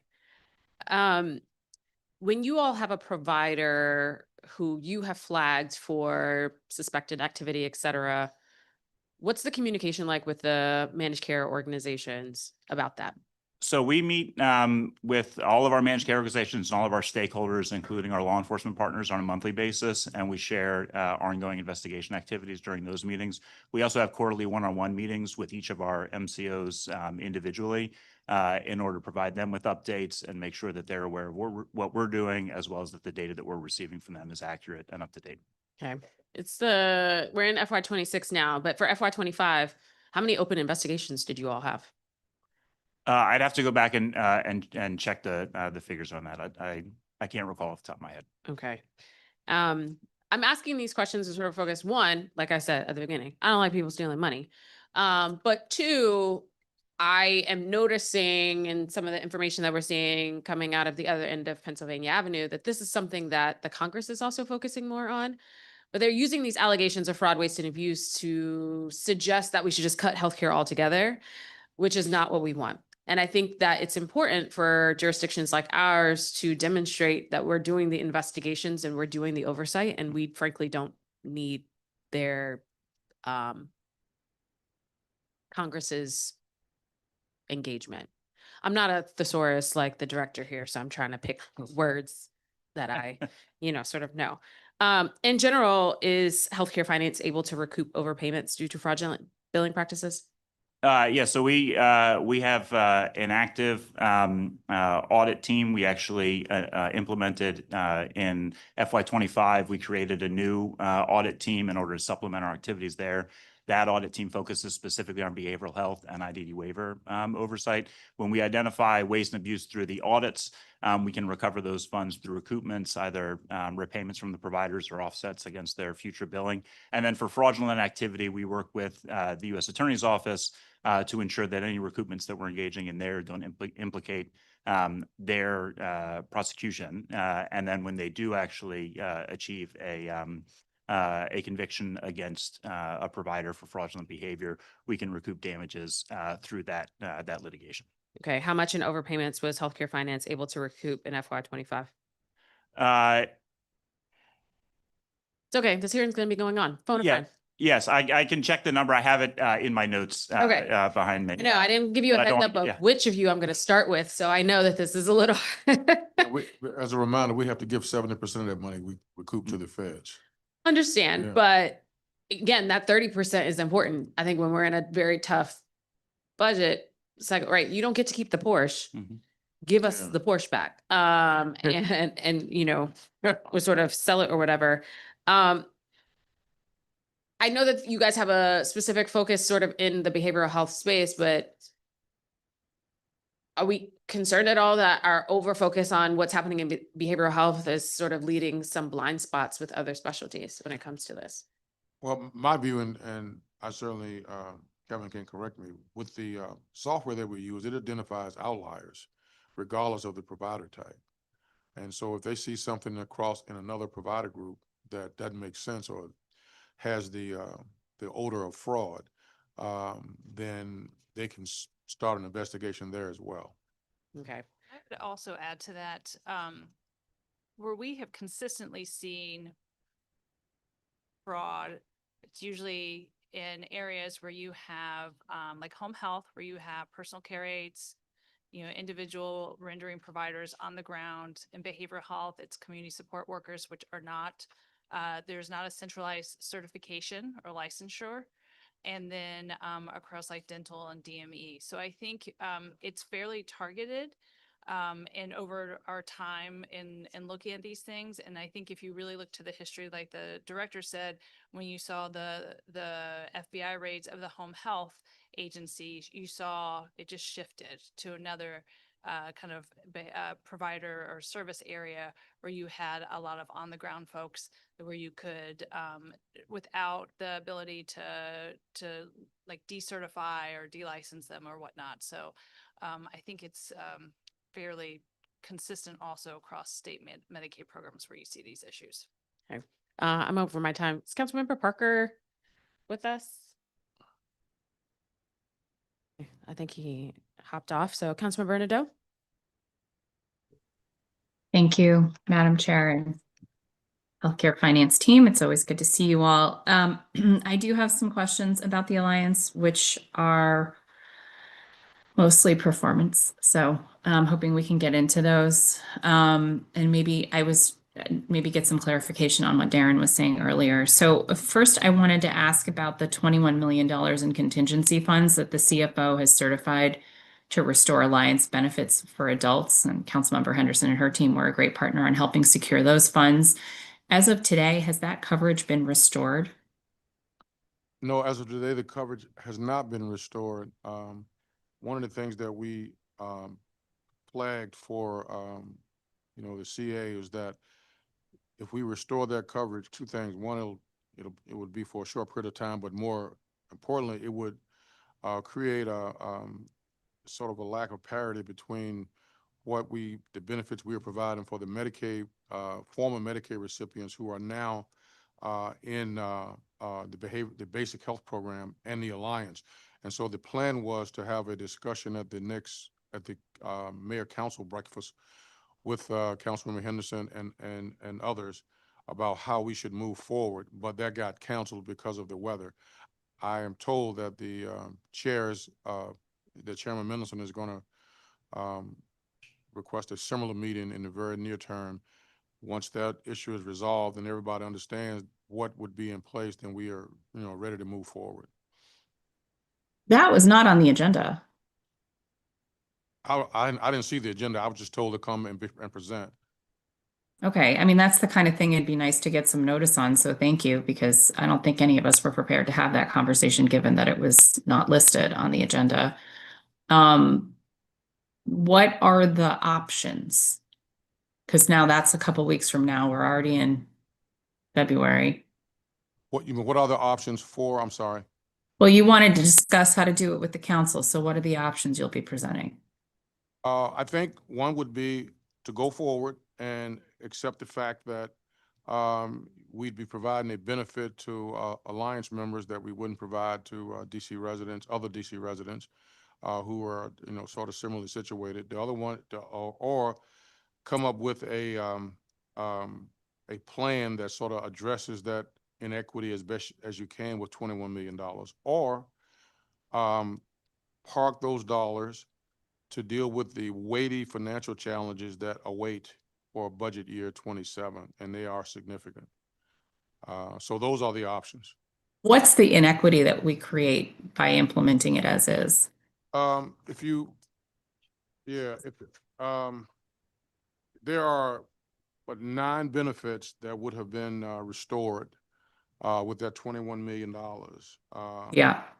Of those 9 benefits, 8 of those would have been restored for the Alliance, and the residents in the basic health plan would not have access to those benefits because the funding for the basic health plan coming from the federal government was not sufficient to cover routine dental, private duty nursing, eye exams, hearing aids, routine foot care, basic dental, orthodontia, major dental, and non-emergency transportation. Those things are not covered in the basic health plan. And so DC residents who are in the basic health plan, who were formerly in Medicaid, would not have access to those benefits. Okay. Got it. So do you think we actually have time to have a fulsome discussion about this at the Mayor Council breakfast? Because I find that to be a little bit of a dog and pony show. I don't have a lot of experience with the Mayor Council breakfast. The ones that I have attended and had to present, I thought we had very good discussions around the issue that I was presenting. But you all would be much better experts about whether or not that's a dog and pony show than I would be. I'll talk to the chair about this later and we'll try to figure out if that's the best venue. Thank you for letting us know about it. Okay. At the beginning of this year, Alliance began only covering generic medication, except for a few exceptions. Do you have a list of the non-generic pharmaceuticals that you plan to continue to cover? Good morning, Dr. Shemaine Libert, Chief Medical Officer at DHCF. Good to see you again. Yes. So when we began having conversations around switching to generic only, I actually went out into the community, had meetings with Dr. Sugarman and other physicians to get a list of those medications. The medications that we discussed include some anticoagulant medications like Eliquis, Xarelto, insulin. I have a whole list of the insulin medications, as well as some diabetes medications like Januvia and Janumet. In addition to that, we meet weekly with our PBM to discuss issues that come up. I am available and I have been talking with individual physicians and providers in the community. They've been giving me suggestions and we've been bringing it back. So we are definitely open and understand that they're on the ground. And so it helps us and my team really decide what's important, what we need to change and amend accordingly. So we are open to that. And from a prior auth process, looking at how we can make it easier. So these medications are not on prior auth and they are branded. Great. Is there a public list that people can look at when they're trying to figure it out? Yes, there is a list. We're updating it to include these changes. The team is aware, the PBM is aware of those medications, but we do have a printed list I can get to you of the update. Who is our PBM? It is Sorry, Prime. my It's Wi-Fi Prime. did something funny. It's Prime. It's Prime. Prime, okay. Thank you for that. It would be great if you could direct us to where to find that list. We can, yes. Awesome. Okay. I want to also ask a bit about enrollment projects and projections and future planned cuts. Healthcare Finance's submitted testimony projects that Alliance adult enrollment will drop to around 10,000 by the end of 2027, which will be a record low for the program. Is this what you originally projected when proposing the cuts?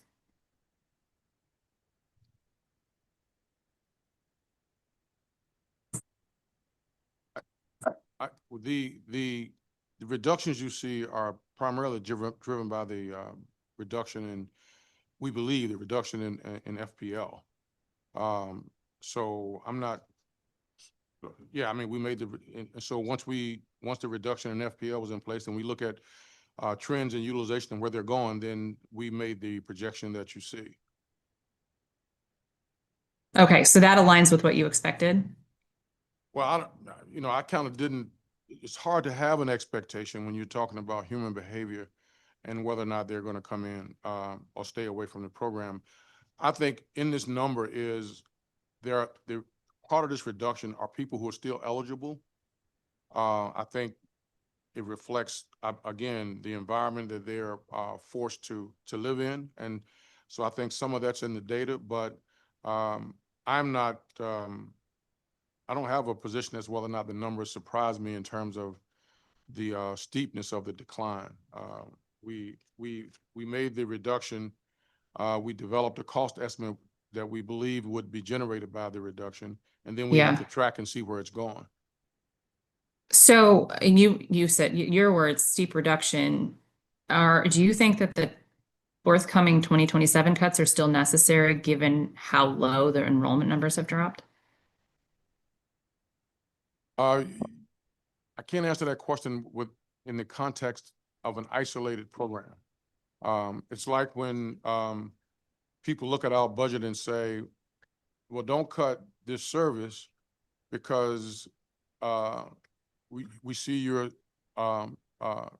no spending pressure. But we have an entire budget. Right. So, and we have spending pressures on some and savings on others. Darren has to do an analysis every quarter to see how that lands. So we can't cherry pick the programs that give us savings and ignore the ones that create pressures. So it's tough to answer that question in isolation. We'd have to see where not only where DHCF's budget is going, but we also have to see where city finances are going. So one encouraging thing I have heard lately about Alliance is that I've spoken with some of the local federally qualified health clinics who are working on a proposal for a closed network system that could cover primary care for Alliance adults who've lost eligibility. They've shared that based on the data they've been able to review, it's hospital care that's really driven up the cost of the Alliance program. I feel like that's not rocket science here, but was an option like this considered when discussing potential cuts last year? And is this something that you're working with them on? No, we're not working with them. Let me back up. Okay. I assume that comes from the federally qualified health centers, correct? Mm-hmm. Mm-hmm. Well, we have been for, I don't know, almost much of my tenure at DHCF, encouraging the federally qualified health centers to engage with DHCF and possibly consider a value-based programming that involves some risk, but the risk would be sort of based on what they said they could and could not deliver. Yeah. The first attempt to do that, they brought me a cost of over $700 per member per month. And I said, that's more than we pay the health plans to pay for all their care. And so since that time, we've had several meetings with them as a group dating back a couple of years ago and asked them, you know, is there a model you want to consider? And tell us what it would look like and tell us how much it would cost. We've heard, I think I've heard rumors that they were still thinking along those lines, but they've not given us a formal presentation of how that would look. Yeah, they're having a hard time getting data from hospitals and they need that from DHCF. Is that something you can help with? Because they can't really model it without hospital data. Any data that we have on Medicaid claims, we can give them. Okay. I think they've asked, so maybe someone could follow up on that. They did ask, they asked in the middle of, you know, what we were sort of working, you know, 20 hours a day trying to do the budget stuff. So Sure. April- Well, see, that's why we check in. We have April at the table and she runs our data shop. She can, they can call her or talk to Melissa and April and lay out a specific request if they have not already done so. And we will, now that we've got some relief from what we were drowning in for the last couple of months, we can meet their request. April, you want to add anything to that? No, I would just say we're aware of their desire for data and we can give them an estimated time frame for when that can happen. And sorry, I'm Okay. April Grady, Director of our Data Analytics and Research Administration. Great. Thank you, April. I appreciate that. And thank you, Director. Madam Chair, I'm over, but I have one more question, then I'll be totally out of your hair if that's okay. Sure. Great. Director, how does the shift to MCOs affect enrollees? Shift away from MCOs affect enrollees? That's an excellent question. One that we are presently researching. We made some assumptions about what that would mean, but you know, we're in new territory here. We've never had the alliances, at least since I've been here, outside of managed care. So the question is, you know, really two questions. One is we made the shift because we believe we were paying for capitated payments for people who were no longer in the city. Yeah. And you know, 10% might have been the number, but it's money we needed. Right. But what you lose with that is, to the extent that you believe the managed care plans were doing a good job Right. on care coordination, some of them were, some of them probably were not, you lose that and that could drive up costs. So will the benefit of not having to pay cap payments for people who may not be in the city be outweighed by the loss of care coordination and people using, you know, maybe going to the hospital for care that they could have otherwise gotten cheaper through a coordinated plan of care? That's the question that we have to answer, and it's an excellent research question for my team to sort of engage in, you know, after some time has passed, so we can look at, because we need data. We don't have the data right now because the change was just made. Well, you are looking at it from a cost perspective, which obviously is a key piece here because that was one of the reasons for making the change. But I'm also interested in the quality perspective and how it impacts enrollees and the way they're accessing care. So if you could add that to the research, I'd appreciate it. Right, and just not a cost perspective. The care management piece speaks directly to quality. So if we see, for example, that there's a surge in ER use or there's an increase in avoidable hospital admissions, or if there's an increase in the use of the emergency room for non-emergency care, or if there's an increase in the readmission to hospitals after 30 days, all things that managed care plans are supposed to address as a part of delivering care management and care coordination. If we see a spike in those things in the alliance population that we had not seen in the past, then we can make some inferences that, hey, you know, we may be saving a little money on the one hand, but quality is suffering. And some of the money we thought we were saving, we're not saving because people are seeking care in a more expensive environment. So yeah, it's something we will look at. But the challenge right now is we just don't have the data because the change just started. In April, you can add anything to that if you want. Thank you very much. Thank you, Madam Chair. Thank you, Councilmember Nadeau. Director Turner, sort of picking up from that conversation, when will you kind of make that evaluation? Because fee for service is more expensive in some cases than Can be. managed care. Are we going to float this for a year? I'm gonna let April advise me on when we should start. I can think about it from using my old research skills, but they are old. And Rachel and her team are excellent. And so I would sit down with her and sort of figure out, what's the framework for conducting this analysis and what's the Okay. time frame we should do it on. I mean, I think it's a similar thing in terms of what we talked about last year, right? Before we go slashing benefits, we have to demonstrate to the public that we've tried every available option. And if we're saying that the current framework of what we're doing is too expensive, then they're going to ask, my colleagues are going to ask, what else did you all consider? And maybe you guys are working through that and you don't want to share that, but it's also January. And I know that eventually sometime, maybe possibly in the spring, we'll get a budget proposal. And so it feels like something, those are the conversations that we should be having now, but Well, we get instant feedback from Darren on where costs are going. And so we will have that. okay. We do a FRP every quarter. When's the first? FRP, can you explain for the, everybody uses acronyms in this place. I use them but- because I forget what they mean. What is it? Go ahead. It stands for the financial review process. It's the OCFO's official quarterly budget versus actual. Yeah, packet. I know what that means, but I think the public needs to know this as Yeah. well. I said this yesterday to the mayor's team. Everybody kept saying QA/QC. Nobody knows what that means except for the 10 of y'all around that table. So why don't you let's just, Yes. Well, more community. Darren sits down with us every quarter. Yeah. And he shows us where spending is going, which service lines are spending less than we predicted, which ones are spending more. So we'll get instant feedback on that regard, in that regard. But the question is, it's a more nuanced question. Are they better off?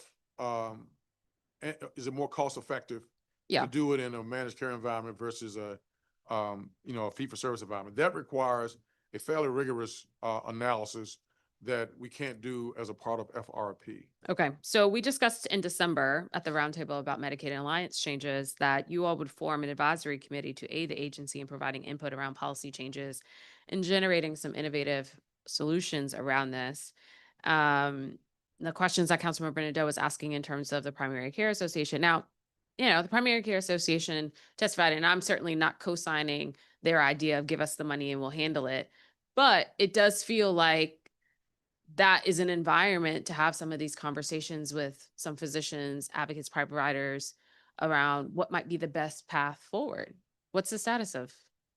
I agree with you. And Melissa has the advisory committee and she promised to get it up and running, and I'm sure she will.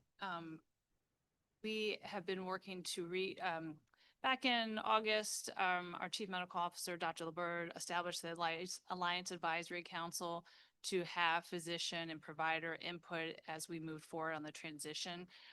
We are starting with that group and we'll extend invitations to other folks as needed and plan to have a meeting on the books, I think sometime within the next couple of weeks. I just can't remember the exact date. Okay, is it public or is it just for that group? I don't want to introduce unnecessary complications, but I think also some transparency might.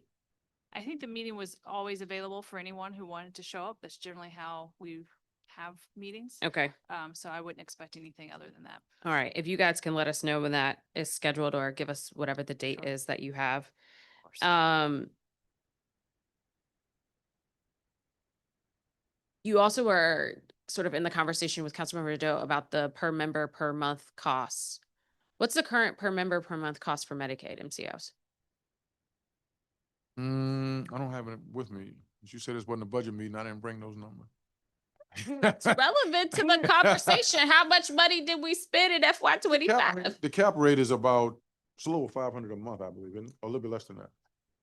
I believe we can get. We get that. Okay, I'm gonna ask the same question on how much were we paying per member per month for Alliance? Yeah, we have the data at our fingertips. Okay. Somebody might be able to get them while we're sitting in the meeting. It's okay, we got some Yeah. phone a friend. Yeah.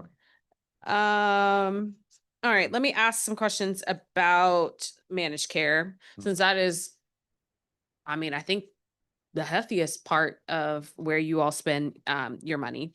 When does Healthcare Finance expect the provider directory to be widely available to consumers? Can you be more specific? Provider directories are already available by each plan on the plan websites. So those are when you go to like AmeriHealthCareTossDC.org maybe, they have all the provider directories on each plan website. All right. In fiscal year 25, how many providers, we talked about providers being suspended for fraud or expelled for fraud. What about for unsafe care? I.e., there has been some significant complaint about that provider. What do we Usually do? when we get a complaint such as that, or even if a managed care entity received a complaint like that, ultimately that would fall under a licensure issue and would be referred to the Department of Health or the appropriate medical board. Okay. And so what's the process so that if, let's say a board goes through a process and they determine that a physician's license needs to be suspended, do they report that back to Healthcare Finance and the MCOs, or what's the closure and notification process? I will have to follow up on that. I know when, in our provider data management system, when, for example, when a provider's license expires, we are notified as they are, and they are as well, usually in advance. When there's a punitive action from the boards, I'm not sure, so we'll follow up and get that for you. But, Okay. but if I understand your question, if there's substandard care to a managed care beneficiary, that probably won't track back to the plan. It'll probably fall on the provider that's delivering the care. Correct. Yeah. But if it's such a significant complaint, what I'm trying to get at is if there's a substantiated complaint, how does that get back to the MCO so that they know, Oh, I see. hey, we should probably not use this provider anymore? That's a very good question. I assumed it was part of the communication of something that would flow from either DHCF or DC Health, but I will double check. That's a very good question. There are also complaints and grievance processes that each plan has, that enrollees can report through that. They have to, if they file a grievance, either, orally or in writing, the managed care plan must acknowledge within 2 days, and then they have up to 90 days to respond. So that's going to be like a formal process that each plan has in place. Yeah, but an MCO doesn't have the authority to take someone's license or to No. do that type of investigation. No, but they. So can I'm make trying to a get at what is the communication loop amongst the regulatory agencies here so that a managed care plan doesn't potentially have somebody in their provider network who DC Health has suspended. Yeah. I talk regularly to DC Health, but I don't want to suggest that that's a systematic, feedback. So I will, That should be. well, yeah, I don't disagree. And then I hadn't thought about it until you mentioned it, to be honest. Yeah. So I will, talk to, Dr. Bennett, and make sure that when her, regulatory groups take action, that they notify us if it's, if it's a provider, because if it's a Medicaid provider. In some ways, they wouldn't necessarily know that. And so I think the request should be that anytime an action is taken, it should be, that information should be Yeah. provided to Healthcare Finance. We get it on high profile, actions, but I don't think there's a systematic loop that we will, but we'll have that discussion. Okay. I was surprised to see in the performance oversight responses that said that network adequacy for every MCO was sufficient in fiscal year 2025. Are dental providers included in this? Yes, they are. The requirement for network capacity is access to at least one full-time dentist for every 750 enrollees. What does access mean? Does Well, I think access that's the mean question, you right? can get an appointment or? And I think that's, but I think when I was listening to the public testimony on Tuesday, I think this is an issue that it's fine, that we haven't, that I'm not sure. I think we all struggle with it. The federal government struggles with it. They recently, 1 or 2 years ago, were changing their network adequacy standards. They're really based on like numbers per providers per enrollees, and then usually time and distance. They were shifting then to you must be able to get an appointment within 14 days, which was that would be lovely, I think, for all of us. And I expect that's going to change. So I think access and adequacy is hard to define universally. So So our standard matches the federal standard? I'll have to check, but that's usually they set their expectations in terms of access from that perspective. Yes. Okay, because adequacy and access are Mm-hmm. two different things. And frankly, even if the feds were sort of moving to a 14-day, they couldn't meet that with the VA themselves. So Plans can't meet that either. That was, I Well, mean, you know, I mean, they it's a can't. universal issue, right? Like and again, it still doesn't necessarily tell you if access is achieved by an individual member. Okay. Speaking of dentists, the committee has spoken with several dentists over the course of the year who are concerned about their ability to continue to accept Medicaid because so many people are losing access to their dental insurance. Healthcare finance concerned about the unintended consequence of further limiting access to dental care in the district. We're always concerned if there are adverse consequences to any policy issue that we take. And when we find that there are, we try to mitigate those consequences within the context of the change that we've made. I've not heard that, the dental providers were concerned. Obviously, they're concerned based on the recent change that moved Mhm. 15,000 people to the basic health plan. Yep. Well, and I think that's a legitimate position to have. I would, two things. It'd be nice if everybody could have dental care. One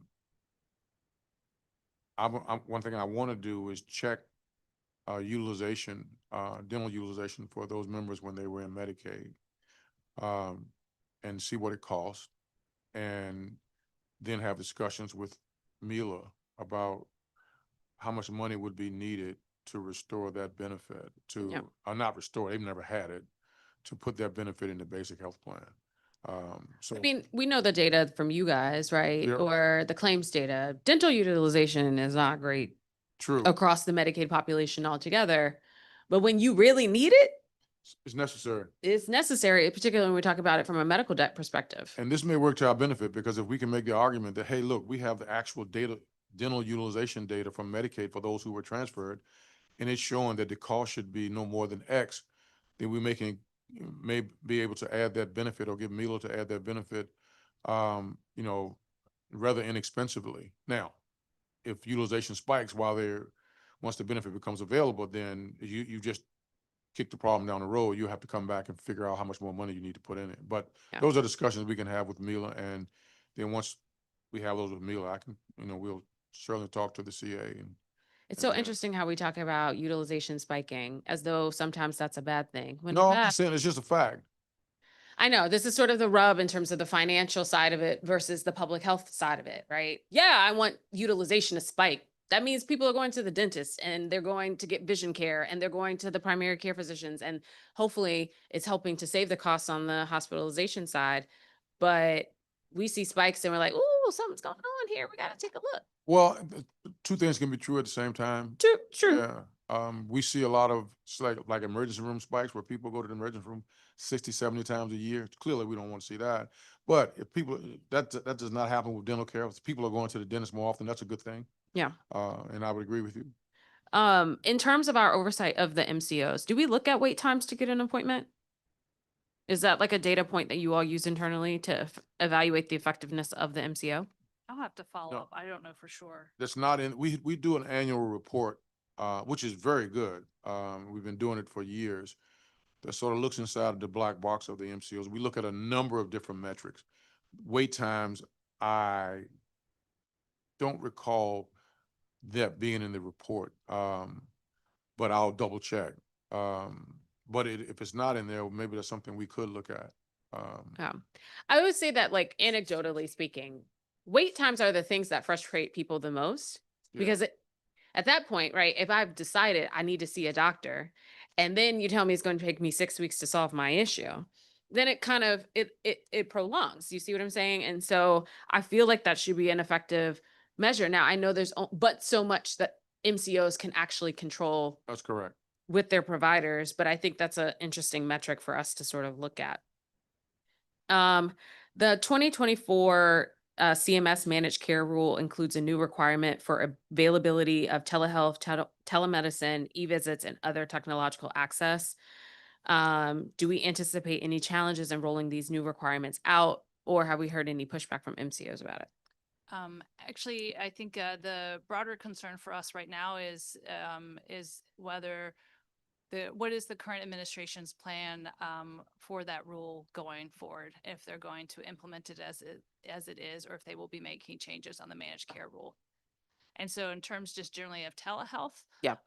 you know, we've covered telehealth for some time. It's a modality, it's widely available.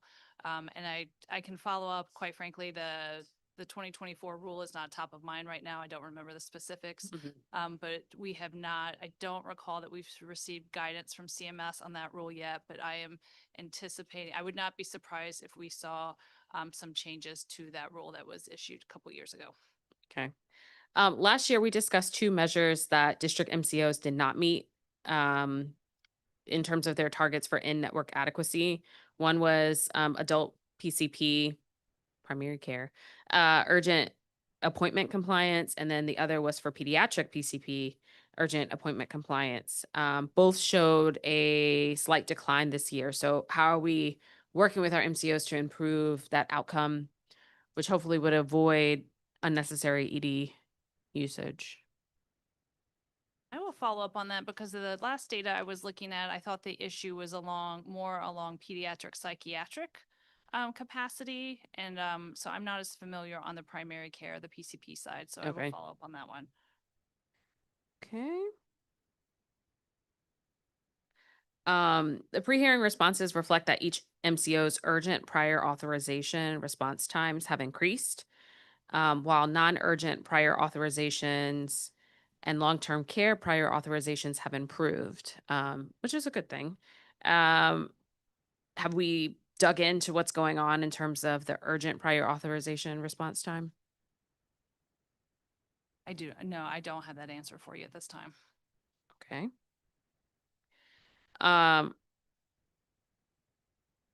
Hold on 1 second. Okay. Okay, so we'll follow up on the prior auth response times for urgent. Obviously, urgent, we want to see a timely turnaround. That happens there. In the pre-hearing responses, it shows that in FY25, each of the managed care plans reported lower scores than the national average for prenatal and postpartum care measures. The timeliness for prenatal care question. Did healthcare finance issue any penalties for these scores? Did we issue any performance plans? I'll follow up. We've had performance improvement plans for maternal health where we have seen, the data I was just looking at earlier showed modest improvements. It's all been around about a 2% difference. So I will follow up on that, but we've been doing the PIP work for sure on maternal health for a few years now. Okay. A public witness testified on Tuesday that her question was around sort of the inaccuracy of marketing of some of the providers around the actual services that they provide. So she said, was looking to go to a particular clinic because their website says that they had endodontist services. Come to find out they don't have one at all. How often is healthcare finance or even the MCOs auditing their providers to ensure that they're actually providing the services for which they are being contracted for?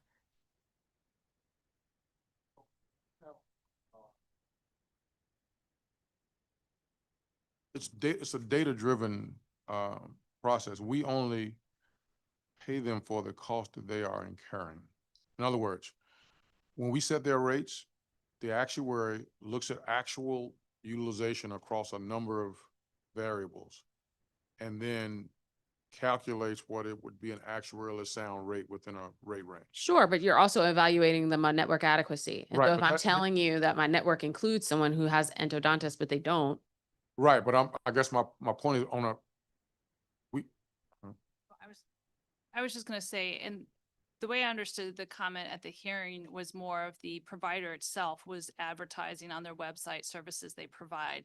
They may provide services that are not Medicaid covered or contracted and can advertise that. So I think in that specific case, we can follow up and see what is, because I think it was an FQHC, what services are on their website, how does that compare contrast to Medicaid covered services. Coming from an FQHC, I would probably expect a number of those services we do cover and reimburse for, but I think there's a nuance on what's being said by the provider and what the provider is contracted with through the plan.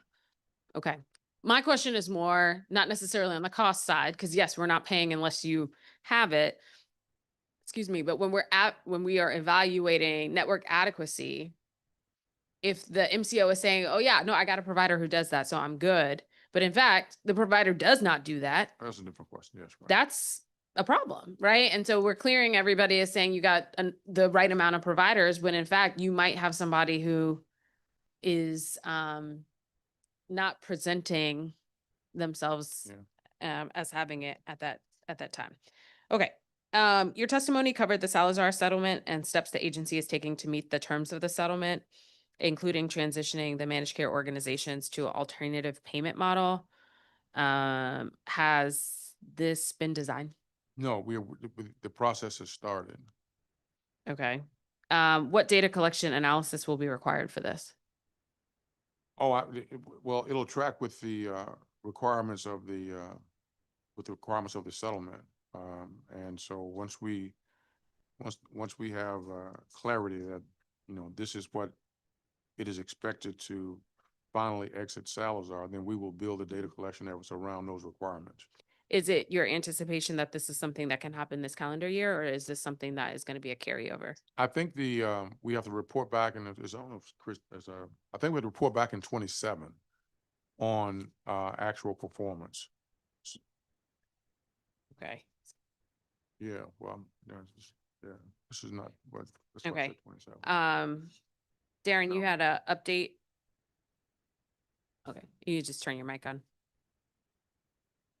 Yes, you had asked for the average MCO rates. Yeah. So if we look at all the managed care programs in Medicaid only, so this is excluding Alliance and ICP, in 24, the average was $663.42, so $663.42 per month. Oh, hold on. I can't, lean into. $663. $663. Okay. And that's FY 24 Medicaid only. Okay. And then in fiscal year 25 Medicaid only, that's $689.04. And you wanted Alliance as well, I believe? Yes. Okay. So and then once I say this, I would just want to make a comment. Okay. In fiscal year 24 for Alliance, it was $452.55. And in fiscal year 25, Alliance was $500.49. $500.49. Yeah, 500.49. Okay. So keep in mind, though, that the benefit packages are not apples to apples. Yeah. So in particular, as I believe you're aware, emergency hospital care is carved out, or when we had Alliance in managed care, emergency hospital care was carved out. So when you're looking at the Alliance rates, emergency hospital care is included. When you're looking at when you're looking at the Medicaid rates, the emergency hospital care was included. When you're looking at the Alliance rates, the emergency hospital care is not included. Yeah. I know this is not a budget hearing, but I cannot resist the question of asking, how much since August have we spent on Alliance per month? Per month? Well, I mean, if we did a per member, shoot, I August. guess we really can't ask that, right? Because it's fee for service. It would be starting October, right? Or sorry, Yeah. October. What we can tell you is the sort of cash out the door spending. Yeah. But we don't know the truly sort of the cost of the services provided in those months because of claims lag. That's right, because we give, okay.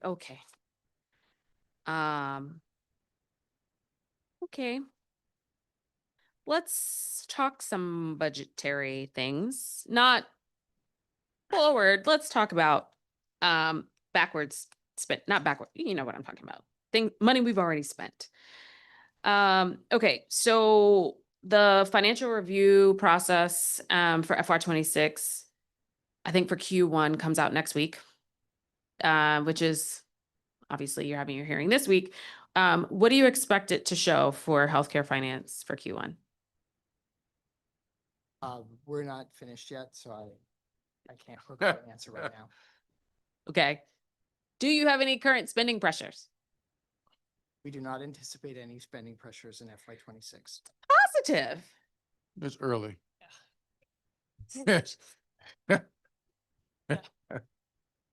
There's some agencies in your cluster, Deputy Mayor, who started October 1 with a budget pressure. So we're moving in the right direction for this particular Darren keeps us in line. agency.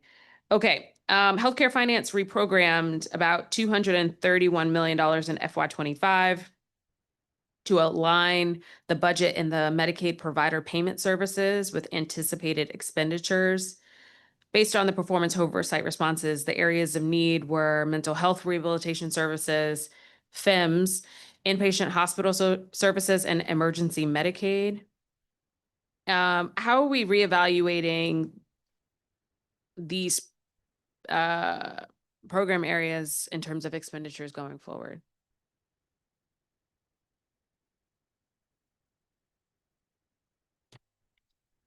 As the director mentioned, we actually internally do a monthly budget versus actual, and then we do a more official quarterly budget versus actual process where Yep. we are looking at spending both total computable and by fund, by provider type, the various cost centers in our budget. The reprogramming that you referenced is typically in the summertime, we kind of look at where we are and we reprogram to basically level it out, if you will, where we're moving the money from the areas where we see surpluses to the areas where we see deficits. Okay. And that's what that reprogramming is doing. And I believe, did you say 231? Yeah, but it was all of it combined. I want to ask specifically though, one of those was around emergency Medicaid, where we spent way more than in FY '25 than we budgeted for that. And I know emergency Medicaid claims are coming from hospitals most often, I think. Yes. What was the cause here of this spike? Specifically in emergency Medicaid, I don't have that at my Okay. fingertips. I mean, you're the numbers guy, so. No, that's fair, but there are also a lot of numbers and Yeah. I don't know that one off the top of my head. Okay. But we can certainly get back to you Okay. on the spike in emergency Medicaid. This is one that is of particular interest to the committee because we're in current, what do you call it? Negotiations. We're in current back and forth with the Hospital Association around a policy proposal on medical debt. And one of the things that they have been pointing to is like, okay, well, what about, there's some people for whom we can do emergency Medicaid for, but if someone that we can't, then what happens in those types of scenarios and situations? And they've talked about emergency Medicaid, seeing the numbers that they've had to use go up as well. I don't know if that's because there are more people who have dropped their coverage. We're just trying to understand what happened there. Mhm. The past 3 months, the coverage changes could be potentially impactful, but so if they're talking about more recent, that's a potential issue there. But going back to FY '25, I can't think of a policy issue top of mind that would have had that impact. Okay. Performance oversight data shows that healthcare finance underestimated the provider payment spending in DC public and public charter schools by 19 million, FEMS by 6 million, and OSSI children with special needs transportation by 1.8 million. Now, transportation, 1 million, giving your whole budget, I'm not gonna call it, because then somebody's gonna clip it. But that is not as large. The underestimating of provider payments for the public schools was larger, $19 million. Do we know what factors led to an increased payment there? Are our schools just getting better at billing for Medicaid? Are you judging an increase based off of the budget overspending, or are you looking at the prior year versus 24 versus 25? 24 versus 25. Um, Well, I actually, would have no, to- not 24 versus 25. What was budgeted versus actual? Okay. Sorry. For public providers, we pay only federal funds. So, and our ability to modify the federal funds budget is fairly flexible, so it's fairly easily done. As a result, we typically have budgeted sort of historic numbers or historic averages. Okay. And then done a budget mod as needed. I could have a budget analyst go in and do the research on specifically what happened in those instances. Okay. But typically with public providers, where we have that flexibility of modifying the federal funds budget, we just Okay. use historic. All right. I'm just going to note for my team because I'm just going until a colleague joins. So y'all just gonna have to like wave me down if somebody joins. Or Councilmember Doe, you're still there. Do you have any other questions? No, just listening. Oh, okay. All right. Okay. For healthcare finance FY26 spending to date on provider payments, it's showing that expenditures on adult and child substance abuse has already outpaced the FY26 budget. What's going on here?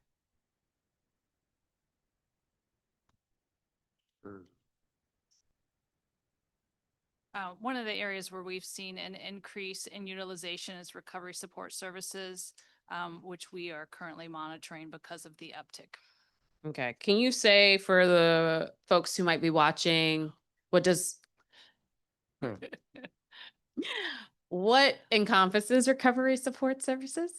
I wish I could. I'm going to look behind me for a friend. Speak to recovery support services.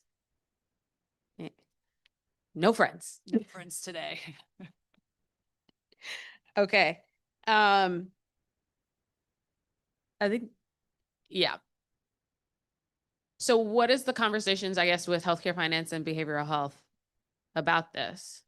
Well, it begins when we identify it as an outlier and we do some work in-house, or DBH comes in and says, you know, this is, we're seeing some challenges here. Once that determination is made, then my team will just ramp up the effort to try to see if there's a credible allegation of fraud. And then if so, they will look to suspend payment or after checking with the OIG as to whether or not we can suspend payment. DBH can make a determination that what they're seeing is, you know, so egregious that they may move to decertify. Okay. But, you know, those are the kind of discussions that are had between our teams. Okay, I phoned a friend. Marcia says that recovery support services are non-clinical supports under SUD, equivalent to community support under MHRS. It might be the problem. And one thing I would add too, so when we, like even our payment suspension review committees, whenever there's a behavioral health provider involved, the Department of Behavioral Health participates in those reviews as well. They've already been collaborating with our program integrity team. And so anyone that sees a flag, like RSS has been flagged to us, we talked between the two agencies and we make steps in concert. And there's probably a couple other updates we could give you on some RSS activities afterwards. If you'd Okay. like. I don't want to have anyone sort of thinking that I'm like, oh, recovery support, there must be something going on there. We had a substance use problem in the Sure. city, right? Overdoses. There was at one point, you know, a year or two ago, we had the #1 number of overdoses in the country. Fatal overdoses have gone down. We're still struggling with our non-fatal overdose number, as evidenced by, you know, the data coming out of FIMS. But then I think we have to think about then, okay, what does recovery support look like fully? But I know that in the past, we have had issues with community support under MHRS. So, Yeah, I don't, you know, I think what makes this fraud so iniquitous is the, the, the need is there for these services. And instead of meeting that need and credibly providing the care, some providers are just stealing money and submitting false documentation. And so we have this dual problem of you have a person that is sick and needs assistance, and you have a provider that's, instead of recognizing that, just submitting claims without giving any attention to the person's needs. And in a worst case, which we hope we are, fixing, these providers, some of them can use up all the units of service that is available for that beneficiary. And then when that beneficiary decides, like, I really need some help, and they go back to the provider that they were getting quality care from, that provider calls us and says, I can't, you all, I'm trying to help this person, but they have no units of service left. What do you want me to do?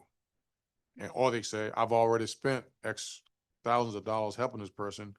The claims are being rejected because their units are already exhausted. Can you pay me? And the problem we have is we can't pay twice for the same claim at the federal level, nor can we, because these claims involve local money, nor can we say, okay, we can pay you with local money because we've already paid for the claim. And that is the particular problem, and it just speaks to the venality of this kind of fraud. I mean, these people have no conscience. They don't care. Well, let's talk a little bit about some of the changes that you guys have made in the behavioral health space. So we reduced the number of community support services units that each consumer can be authorized for during a 180-day period. How is healthcare finance ensuring that consumers are directly notified about the reduction in accordance with the due process requirements? Well, Like when we made, well, let me ask this. When we made that initial change to reduce the number of community support hours again, did we notify everyone who was currently receiving those services? that is between the provider and the beneficiary, because it's the provider who's setting up the care plan with the like what is medically necessary, what's needed in terms of care. And then the Department of Behavioral Health usually does notification. What I don't know, and we can follow up, is what their notification is for consumers, because it's not just for Medicaid, it's also for other residents across the district too. But typically that kind of conversation about what is available is going to happen between the provider and the patient or Yeah. beneficiary. But I know that we have some Medicaid beneficiaries who are super savvy. They have had to be because they've had issues with providers or the system or whatever, right? They keep every piece of paper. They keep the documentation. They want the receipts. And so if someone were to say, okay, I know that I have, I don't know, 50 units available to me, but now my provider is saying I only have 2 hours left, but I know I've only been to 2 meetings. Right. Then I know you stole from me. Correct. But I can't make that connection if I never know from the beginning how much was I eligible for. Oh, you should know that through your care plan. That should be prescribed, and like you need X number of units. Like, so for on our side, if you will, like personal care aid, there is you're assessed, and it's a number of hours of PCA that you are eligible for based on your level of care, your level of need. Yeah. Similar experience should be happening with the community support providers and their patients. Okay. During a 6-month period in FY25, Medicaid billing for SUD recovery support, it increased $17 million. So I think that's probably why Mr. O'Donnell's team got flagged here. As I think historically we were averaging annual? Is that right? No, wait. We had been annually averaging 3 million, and then in 6 months we spent 17. Yeah, that's something that should go to Kevin's team there.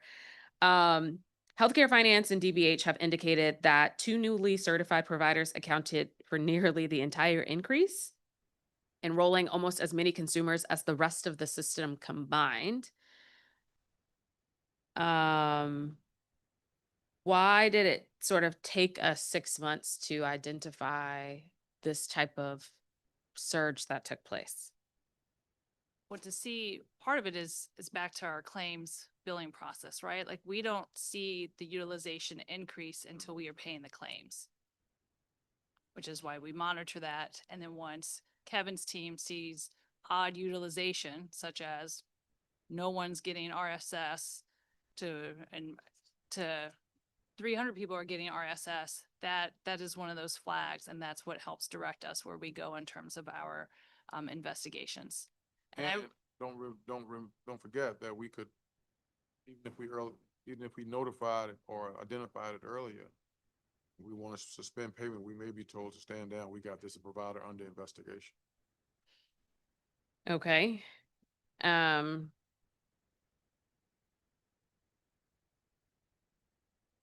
O'Donnell, how many people do you have on your team? Oh, you gotta turn your mic on. There we go. Thank you. So we have 35 staff and one contractor in our data analytics team. So 35 full-time FTEs and then the additional contract. Correct. Yep. Okay.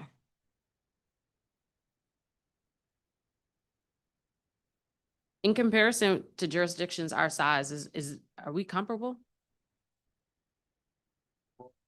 No, Or in terms the of the number staffing. of staffing. we last looked at that in 2014, I think it was. The director led an organizational assessment of our program integrity staffing. Do you want me to speak to that, or do you want to?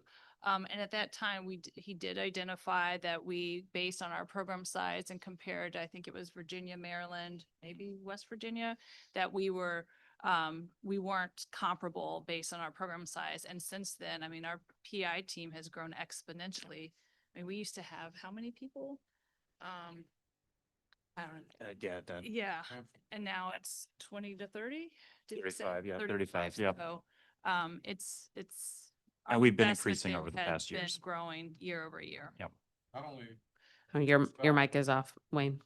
not only has the size grown, but the quality has greatly improved. You know, it was one of those places in agency, unfortunately, where sometimes troubled employees were parked. And I would get complaints from Kevin's predecessor that, you know, not only am I short staffed, but some of the people I have aren't doing any work. So we fixed that. We have a very good team up there now.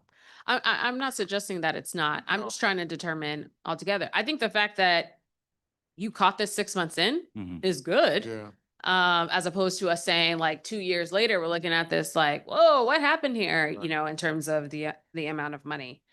I would also Yep. add, one of the reasons why we can better track these things too is that we did, at least on the community support side, I don't know if we've done it for RSS yet, the NPI, is that based on our experience with the PCA or home health issues we had back in 2014, 2015, like we do now for home health, for community support and other behavioral health providers, require the NPI of that rendering individual, that rendering provider, so the person who's actually seeing the beneficiary. And that helps us be able to see maybe, you know, a provider agency may not have complete insight to what each of their employees is doing, but we can start seeing if an individual provider is working maybe for 3 different agencies and billing, I don't know, 36 hours in a day, which is really efficient. So that's another, we are just coming out of a 1 to 2 year period of having implemented the NPI that's giving us a lot more insight than we had before. And we, I would say, are on the forefront on that one across state Medicaid agencies. Okay. Do you think that the behavioral health carve-in would help mitigate some of this? I think so, but Melissa's more versed in it than I am. I think so because the managed care companies, you know, they start seeing flagrantly spiked payments, they're gonna take some action because it's their bottom line. And I think also they would be probably, you know, they could probably more efficiently move them in and out of their plan. But Melissa, you have thoughts? No, I agree with that. I think from a contracting perspective, they could probably end contracts at a greater speed at which versus how we go through a full investigation process to get to a point to disenroll a provider. But will it necessarily do the deep level investigation to actually weed out providers that are not acting in the best interest of the Medicaid? not as, Right. I don't think you'll get that from that, but I think you will still get to some improved. And the providers, I mean, some of these folks, they're just gonna move to the next service, as we're already seeing. I mean, we saw Yeah. it with home health, now it's behavioral health, it's community support, it's RSS. You know, folks make suggestions to us in other areas to look as well from the community. So it's gonna, as soon as someone is squeezed and their income is changing, they will change their model to maintain that. I think it's been our experience. So we'll continue to monitor it. And I think we'll always see some level of it, but hopefully we'll be able to weed out some of the. Yeah, I mean, I very think if bad you think actors. about the fact that like, community support services is very similar to recovery support services that allows for folks to sort of transfer, if you will, because they're similar types, but, yeah, I'm not sure. Okay. CoImagine took over as the third party authorizer for the MHRS Community Support Services in October. Are we doing the oversight to make sure that CoImagine is meeting their contractual obligations? And so far, are you satisfied with the work that they've been doing? I'm not the contract administrator, so I'll speak from my perspective. I think they are meeting what we have asked them to do. We asked them to go live. The one challenge, we wanted to go live much sooner than it ended up being November. We really wanted to go live in August, and if we'd had our way, we probably would have gone live in like April, May, June. But they have to staff up. We had to provide clinical criteria information to them so that they could set things up. They had to develop a portal. So they have, I think they have jumped and tried to be as flexible and to meet our needs as they can. And then they're working as well to meet the March deadline of moving into a more sophisticated prior authorization process for community support. Okay. I want to switch to talking about long-term care since we're talking about CoImagine. But let me ask, Director, do you need a small break or are we good to keep going? We good. Okay. Okay. So in the long-term care space, has healthcare finance conducted any investigations of assisted living facilities in fiscal year 25?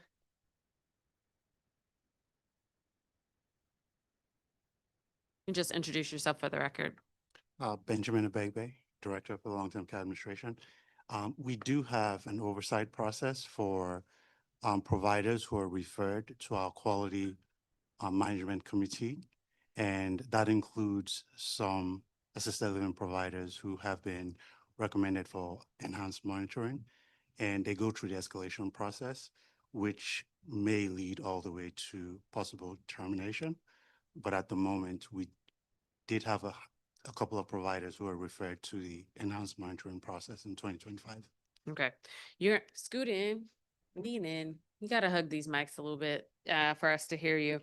I would Okay. also add that when, depending on the issue, referrals will be made to the Department of Health as well for licensure concerns, since that's their oversight. So our teams work collaboratively when issues are raised. Okay. How many DC Medicaid beneficiaries were served in nursing facilities located outside of the district? Yeah, we can get the exact number for you. Okay. I think it's in the 300 Right. range, but we'll get the exact number. Okay. So I get my question as you guys get the number is like how many overall are in nursing facilities and then how many are outside of DC? Yeah. Okay. The number in nurse, I just looked at the numbers in nursing facility recently. If you, depends on how you count it. If you do it, based on anybody who's ever been in a nursing facility that year, I think the number was over 3,000. And if you do it, sort of based on who's in at the end of the year, I think it was like less than 3,000, 2,800 or something like that. Oh. Yeah. Okay. Now, I'll let Benjamin look it up. yeah, look at, Fine. he's pulling it up. Our December census count actuals, it's about 16 to 1,700 Okay. in Overall? overall. Okay.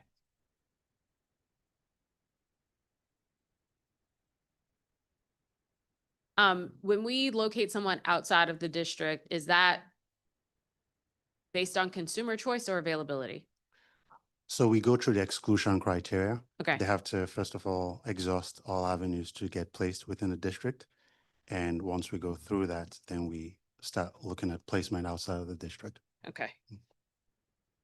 All right, yep. That number is important. Okay. According to the performance oversight responses, healthcare finance spent approximately $3 million on the Money Follows the Person grant. The approved budget authority for this program was 5.1 million. Was the money solely spent on the high need scholarship program like in previous years? Yes, so we had an allocation for the high needs scholarship program for 2 cycles in 25 and 26. Okay. And I can go back and get the exact spend for 25, but our allocation was about a little under 2 million in Okay. 25. How many scholarships do we provide? We can get the report out. We're still working with DOH on the closeout for FY 25, which happened in Okay. the end of September. So we can provide that information in the actuals. So the grant for FY 26 is approximately 7.4 million. So that has gone up. Healthcare finance has already spent about $1 million so far. How do we expect to spend down the rest of the grant this fiscal year? So the total grant amount is it's under 5 million, and we're spending on the high needs scholarship program in 2 cycles. Okay. It's not 7, so we can go back in. Is that for the whole grant is going to be Yes, used on high It's- needs? It's a one-time grant by CMS, and we Yeah. have to spend it by the end of fiscal year 26. So we made an allocation for 25 and 26 Okay. with our MOU with DOH. So if you don't spend it down, this year is gone. We have other MFP related items that we would reobligate the money for in 26, FY 26. What are the other areas? So we have a system built out for our clinical case management platform. Okay. And we also have part of that includes the integration of our community transition activities into the platform. So there's a design, development, and implementation phase for the clinical case management platform that the rest of that funding is being allocated for. Okay. Staff from the long-term care ombudsman testified on Tuesday, citing numerous complaints over the years about GT Independence, which is the contractor for Services My Way, including complaints that GTI failed to pay the participant-directed workers on time, which led to a host of various challenges for both the long-term care workforce as well as the clients that they served. The GTI contract is listed as an infinite delivery for an infinite quality contract. So what sanctions has healthcare finance used or are we using to push for more timely payments? Just to clarify, the IDIQ PIS is just the lack of a limit placed on the possible folks who could enroll and possibly receive services within a given year. Got it. From a contractual standpoint, we do have an oversight mechanism that includes quarterly reviews and annual reviews, and also managing the complaints and concerns that come from all constituents and stakeholders. I can go through that process if you want me to. No, I'm just asking, I mean, this isn't the first time that I've heard of Yes. issues in terms of timely payment processing. So we have an independent contractor who's doing this, so how do we improve? Yes.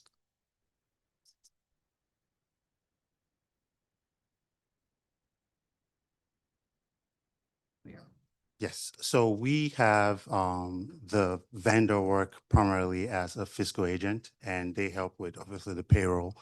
And what we do with them is monitor any complaints or grievances that come through from all stakeholders. And the timeliness for closing out complaints and issues with regards to payment, which tends to be the most pervasive issue, is a 7-day turnaround time. However, there are other considerations that may come up that we may have to investigate as to the reason why there may be delays, which could include eligibility. So we have a weekly meeting with the vendor to go through those outlier cases and try to resolve them as they come. Now, is it perfect? No. We're trying to meet with them a little more frequently to identify those systemic issues and work to remove the barriers. One notably was eligibility issues with folks who may have lost eligibility. And what we have to then do is investigate with our partners to make sure we're able to get those folks back eligible and do that timely, then be able to process the payments out.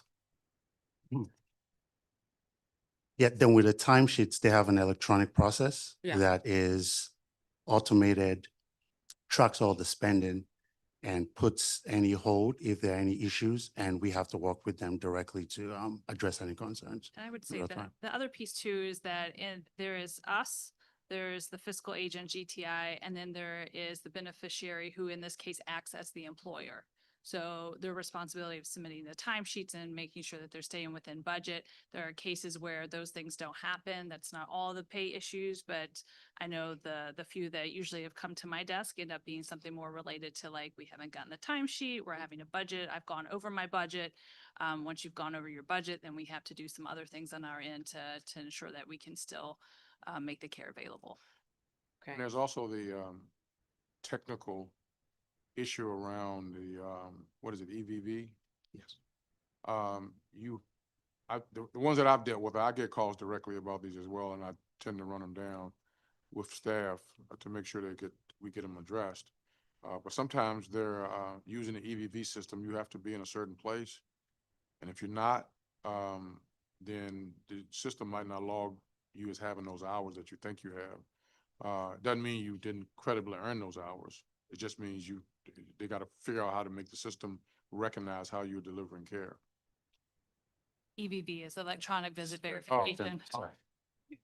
I'm sorry. We're gonna break people of these acronyms, not break them, use them, but like explain them at least once as though, Okay, last year we discussed 3 rate studies that healthcare finance was working on. We were working on a home health rate study, enhanced payments, and assisted living. Where are we? Phone a friend? I can speak now. The assisted living study was completed in 24. The home health rate study, we had a preliminary report done in 25. So we're still in the process of reviewing both and integrating them into some recommendations. Okay, and enhanced leadership. payment? I can take that back. That's it. We'll get back to you on that with our finance folks. Okay. Alrighty, we're making some progress. I want to ask some questions about Medicaid hearings, with OAH, and the healthcare ombudsman. So, the pre-hearing responses noted that of the about 15,190 cases open with the Office of Healthcare and Public Benefits Ombudsman in 25, beautifully, a total of 14,500 of them have actually been resolved, which is a really good number. I think the ombudsman's office is very effective, and so I want to definitely give them a shout out for the work that they are doing. Have you all sort of looked at what the status is of these sort of 600 remaining cases? Are they more complex cases? Are they just cases that opened in the last year? I guess I'm also curious in sort of the feedback loop from the ombudsman's office up to you guys around where there might be some systemic issues, right? We have a number of residents who are having the same problem. Maybe we should do some changes. I'll speak to that last piece. Our ombudsman, Maud Holt, she is excellent in raising those issues that once you see more than like 2, 3, 4 times, that it could be more of a systemic problem. She works very closely with our policy team, and Eugene Sims is leader of that. They have eligibility policy and the long-term care services, eligibility processing, and then with our district direct team as well to work through any of the eligibility systems. And then Ms. Hull also does just a a wonderful job at raising where she starts to see access issues, care, areas where there could be quality of care issues. So it may not be a formal process per se, but she makes sure that we are aware of what she's seeing on the ground, if you will, and then we start working together to see how we can fix some of those issues. Okay. I mean, again, I just want to uplift when we got good stuff that's working. That office is working very well. And last year we added some staff there and expanded a little for them to be able to help on some of the public benefit cases that they were already doing, but now actually giving them the authority to do so. One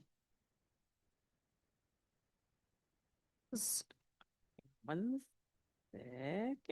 Okay, I just want to ask a couple of updates about some grants that have yet to be awarded, although budgeted for. Okay. Do.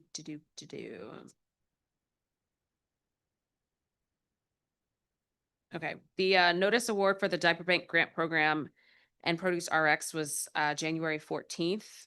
When do you all expect to select a grant recipient? Mid-February. Mid-February. Yep. Okay.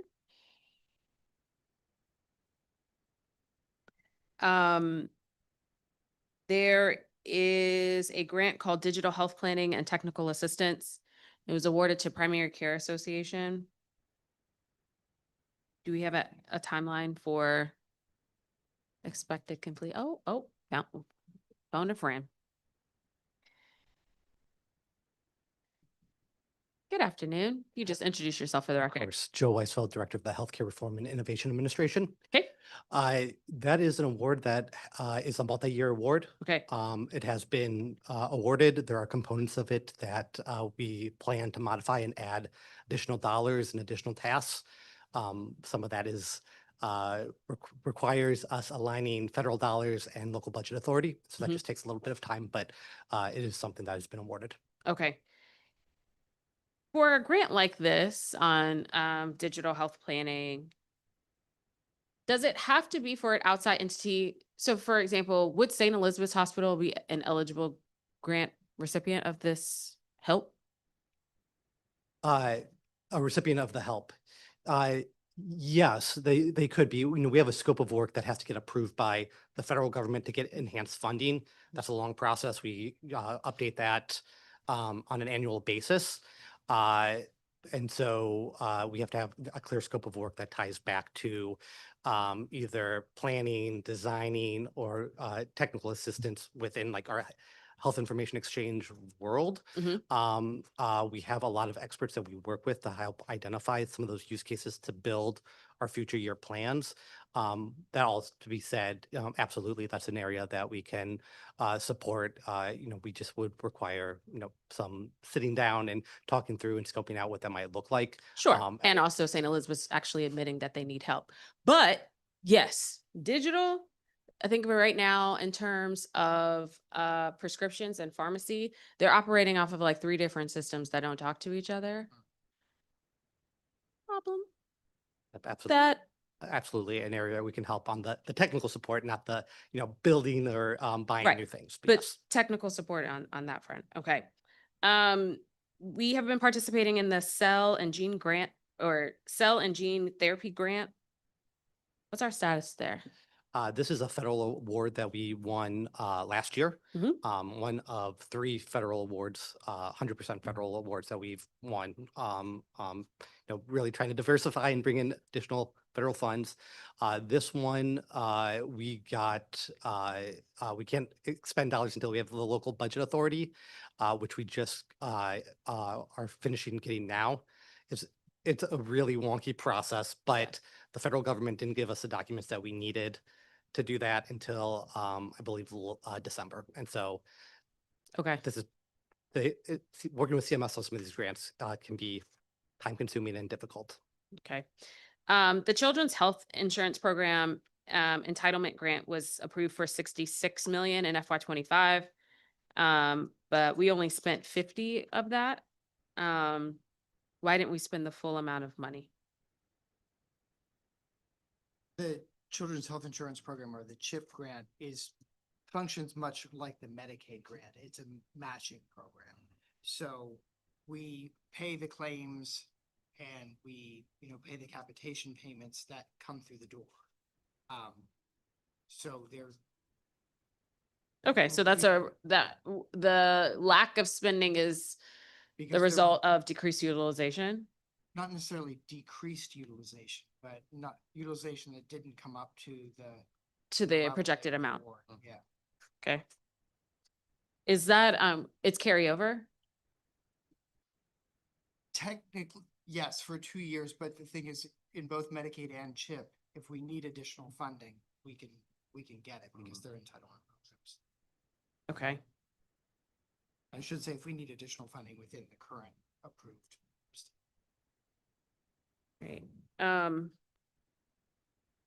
So we have the HIEM 26 grant. I know that stands for No, something else. I can talk about. Health that. Information Exchange, maybe something. Okay, based on the performance oversight responses, the grant was approved for 7 million in FY 25. We spent about 3.6. What work is remaining? That I'd have to get back to you on that, but that really aligns, is another area where we get enhanced federal funding. Yeah. And work with our designated Health Information Exchange, CRISP DC, and do a number of things to maintain our Health Information Exchange and build it out. Okay. Director, I noted in your testimony, well, I say before that, my staff, we were doing the pre-hearing conversation and they were talking about MMIS. I was like, again, I feel like we just did this. Seems that way, but it's 5 years. Okay, but I think that this requirement that CMS has, that everybody got to get a new system every 5 years, it's like a giveaway to these contractors. It's better than it used to be. I mean, it used to be, now you can use off-the-shelf products as opposed to rebuilding your entire system, which they used to do for years. And it cost a lot of money. Are there specific like system requirement upgrades that? Well, CMS will have some requirements, and if Don's not here, will have some requirements that you have to meet, some expectations that the system can perform. And those will be built into, what is it, the APD? There's an advanced planning document that has to be submitted. And they describe sort of what you're going to do and how you're going to do it, and CMS then has to approve that. Okay. So even before we pick what we're going to do, CMS has to approve what Yeah. the I don't think- application that we use? I don't know if that comes after the APD comes after we pick the vendor or not. I think it comes before. We do an IAPD. And now I can't remember the I, but you share with them what you are planning to do. Implementation. You ask for the funding. It is 90-10 funding, so they track it quite a bit. And because it is systems related work, they also track it to make sure they're not paying for the same thing over and over again. And Yeah. they're seeing, they're not seeing duplication, but it's, yeah. So the advanced planning document, APD, I would almost say is kind of like the systems version of a state plan amendment. It's Yeah. just our agreement back and forth. They like to see all the detail, some of the systems requirements, who's doing what in terms from an agency staffing perspective. What issues will it resolve? How does it fit into the larger Medicaid enterprise system framework that they expect us to follow? And then every year we update those with the changes in any local share, federal share. Are we making option year changes? I think they review the scope of work before we issue. They have to review the contract before we finalize it. So they're Okay. very involved. But it's 90-10. Yes. So give them what they have asked for. invested. Yes. And they do generate system improvements from, in 5-year cycles. There are things that we'll be able to do with this system that were unimaginable when I first came to DC. Okay, so do we have a required timeline of when it has to be online, the new system? Well, we're supposed to go live March of this year. And yeah, if you don't go live within a certain time period, you can lose your 90% match or a portion of it. Okay, We're not gonna miss that. we're not gonna miss. No, we're All not right. gonna miss that. Okay, that's good to hear. Yeah, All right, Yeah. we'll check back in at budget. absolutely. Okay. All right, our other lovely football system of a system, DCAS. Oh, You grown. not me. Is Tamika here? Yeah. Uh-huh. Okay, so the performance oversight responses noted that the DCAS upgrade to Informatica completed in January of 24 to enhance system stability, reduce processing errors, and improve data efficiency with or data exchange efficiency with some of the external agencies. Is the upgrade working? Oh, introduce yourself for the record to me. Hi, Tamika DeWitt, the Director for the DCAS Program Management Administration. And the upgrade you are talking about, can you repeat it? Sorry. This was an upgrade we did with Informatica. Oh, okay, yes. That's just for our kind of our data infrastructure. We have to keep that up to date. Okay. So has healthcare finance taken any steps in FY25 to modify the DCAS system so that it identifies any pending renewals and automatically stops undue terminations?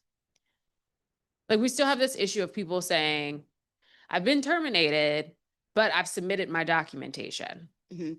So I believe this dates back to when it's a caseworker processing, when we put in a mitigation that we would not close out a case if we have documentation in our system that the person has returned the verification.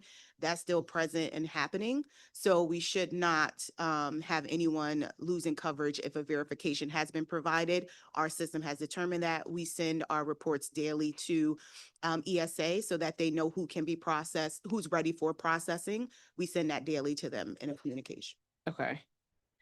The DCAS Curum application was moved from an on-premises environment to Amazon Web Services Cloud in September.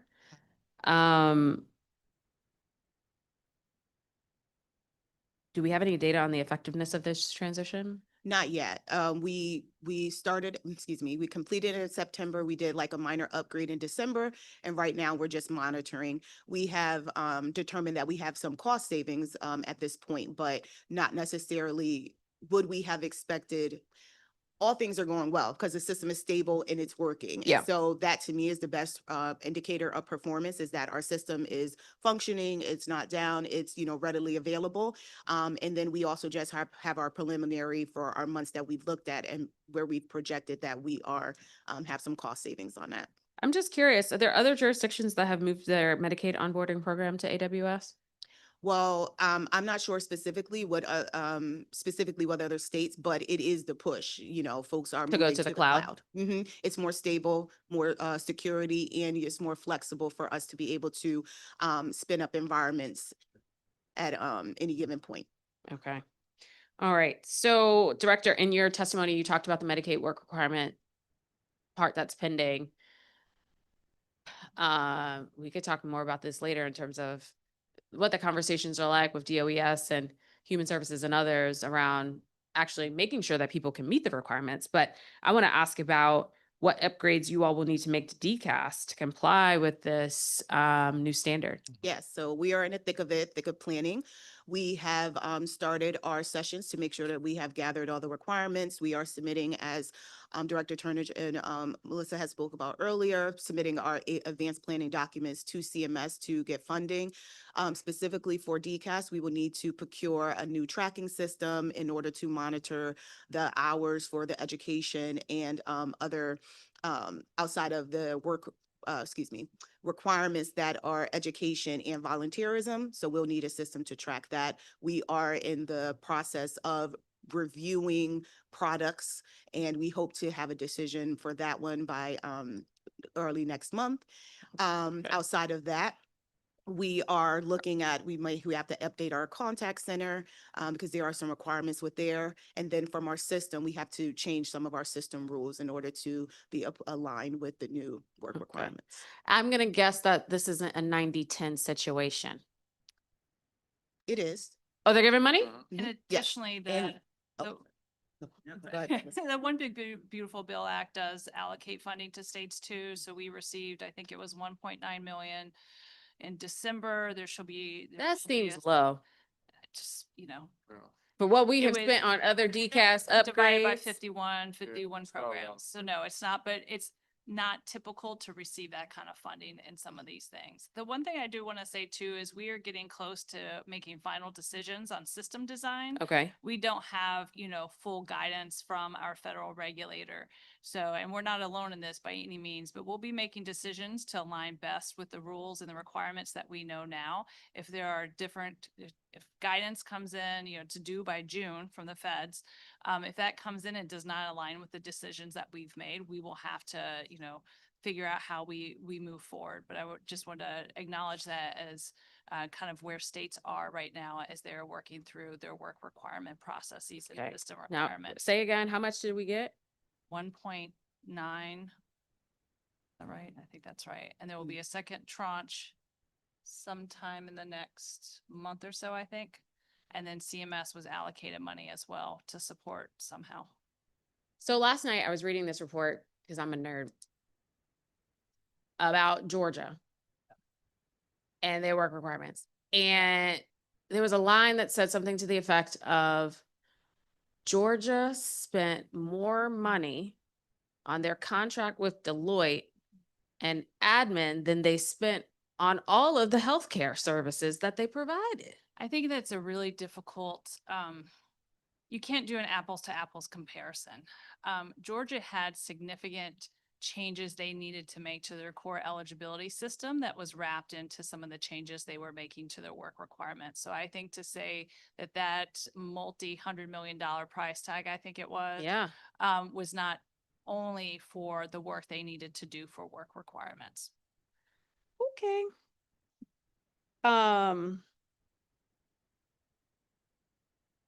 When we're doing these system updates for DCAS, is it an opportunity for us to tag something else on? Oh, no. You're already in there. Why not You- update the system such that we can start to accept Uh, payments? The problem is, it's just, those things always turn out to be more costly and more protracted. For in their people to give us execution. money? No, to change the system and add a major function that we're not currently doing. We can- You're already about to change the system. Right, but it's there's changing the system and then there's changing the system. If you want us to put in a an infrastructure that allows us to accept payments, it's a worthy especially given the cost of healthcare, it's something that we certainly will look at. All I'm just saying, be careful on how much it might cost. Because this stuff is so expensive. Okay. I would just also remind you that almost every other state has a Medicaid buy-in program but us. Yeah, but it's not because of the system. Is it? I don't think so. Hmm. I think it's the cost, not the cost of system changes, it's the cost of what it would take us to spend to buy it in. I mean, It's both, right? We have the potential subsidy payments that we would have to have in our budget to support in the proposed ticket to work, but then there is the kind of fiscal agent piece of being able to collect the premium that, to your point, we don't currently have at the agency. I'm not sure if you're thinking, premium payment collection, et cetera, if that's an eligibility system issue or more of our claims payment MMIS system. I don't actually know which system it would be, but it's just a question of Well, it can be done. It's just, How- we just need to be. pick a system and then how can we sort of devise it such that we can accept payment? Because I don't feel like we can keep going with oh my gosh, healthcare is so expensive, costs are rising, so we have to cut back benefits. Meanwhile, we do have some people who are saying, I will pay Yeah, to avail myself to the services. And then we say, oh no, it's too expensive for us to even take your money. well, if they were talking about paying the full freight, that's that's. Oh, okay. Their costs will create costs for us as well, but that's neither here nor there. It's a good thing to be able to do. I'm just saying, if we do it, we just need to be, prepared for what the cost of such a change might create. Now, it may pay for itself in a very short period of time if we,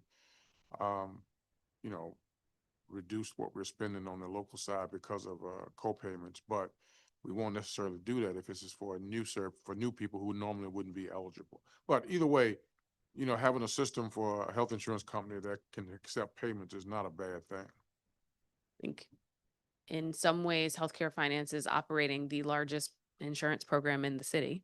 Yeah, we are. We gotta, I can't say to the health benefit exchange, they're not allowed, right? So you guys are the only ones who are left. Yeah. I don't want to create another agency. That'd be weird. Yeah. So, okay. Obviously, there's some changes that are happening on the DCAS side, but do you want to speak to a little bit of the conversations that are happening on the agency side about what this will look like? I know that you're waiting on some guidance, but I just want to make sure that there's some interagency conversations that are already occurring on work requirements, not on buy-in. Sure. We had initial conversations with the Department of Employee Services back in the fall. We owe follow-up and need to reconvene with them. We really kicked off our internal work in November. We hosted a workshop that included our staff and staff from the Department of Human Services, where we spent the day just kind of level setting. For DHCF staff, we learned a lot about SNAP and SNAP work requirements, since there's such an emphasis on the Yeah. Medicaid side of how they're connected or can be connected. And then we spent the afternoon going through the requirements, the guidance that we had to date about what we would need to do. And then both Tamika and then from the systems perspective, and Eugene Sims, our policy director, from the policy perspective, walked through kind of the different decisions that we'll have to make and kind of tease them out into more discrete issue areas for group conversation. Since then, we've got our own internal work group. Our team meets, I think it's weekly, with DHS on a myriad of issues, and part of that time is set aside specifically for work requirement discussion. Okay. So we're working in concert as best we can, particularly with DHS at this moment. So technically, we shouldn't necessarily be starting from scratch, because in theory, DHS should be collecting, what do they call it? Community participation activities as it relates to SNAP and TANF. Yeah, but this is the Is it a challenge. different system? No, but this is the challenge. In fact, you can meet you can meet your work requirements in Medicaid if you are similarly situated in TANF. Right. But this is the challenge, and this is what I think people need to be prepared for. We have not historically pushed our programs on the TANF side in ways that drive labor force participation. In other words, we don't, like other states, we don't penalize folks if they don't meet the work requirement. Yes, I know. And so it is a very real possibility that we will put this system in place. It will be outstanding technically, and we'll have lots of people who won't submit the documentation that indicates they have 80 hours of the required activities, and then they will lose coverage. And it won't be a systems problem. It'll be a problem of, you know, they can't meet the work requirements. You know, and it's, you know, part of me tells me it's very unfair to condition people's health insurance on the amount of work that they do, because people need health care. But that's a reality, and I think if we use TANF as a benchmark, we can expect, especially since there's a direct connection between people who are on TANF and people on Medicaid, we could, you know, you could have some very low workforce participation rates. Yeah. I mean, I know we're not there yet, and probably we might get to that in some of the conversations with the executive about the budget stuff, because, you know, we've talked about Yeah. how much money we're spending on TANF local versus TANF federal, and our lack of enforcement, for lack of a better word, on some of these things. And I agree with you. It's going to be it's going to be a shock to the system. Yes, it will be. I worry though that if we don't start the communication parts early, it'll be even worse for folks, because they'll say, well, I've been submitting my stuff on TANF, when in fact, some of the things that qualify under the TANF community participation don't qualify under the federal Right. work requirement. Yeah. Two different Yep. sets of things. But Melissa, I would encourage you guys, as you are having these conversations, to also include OSSI in some of this, especially since the adult public charter schools can be helpful here, Yeah, absolutely. from a work training, education perspective. Okay, before I forget, there were some questions from before. Hang on, they sent it to me. that I'm supposed to, Who's they, they? they. Okay, quick follow-up about the healthcare ombudsman. We allocated 2 additional FTEs to them in the FY 26 budget. Do we know whether or not they've hired those folks?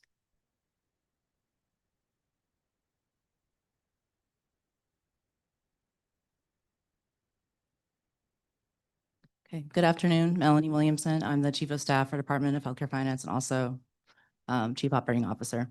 So we have started the recruitment process, which begins with getting position descriptions classified, and we hope to have them posted within the next month. I know that we're halfway through the fiscal year, so the hope is that we'll get them on board maybe around the budget season or shortly thereafter. And we can get them integrated into the ombudsman's office, be able to report out by September as to whether or not the staffing is sufficient. But I think there were 2 people that you guys Yeah. had allocated. Okay, thank you. The other one I'm supposed to come back to is Fletcher Johnson, but you said that was a healthcare finance conversation. Yes, and we've made progress there, and, you know, I've been talking so long, I've forgotten exactly what we've done.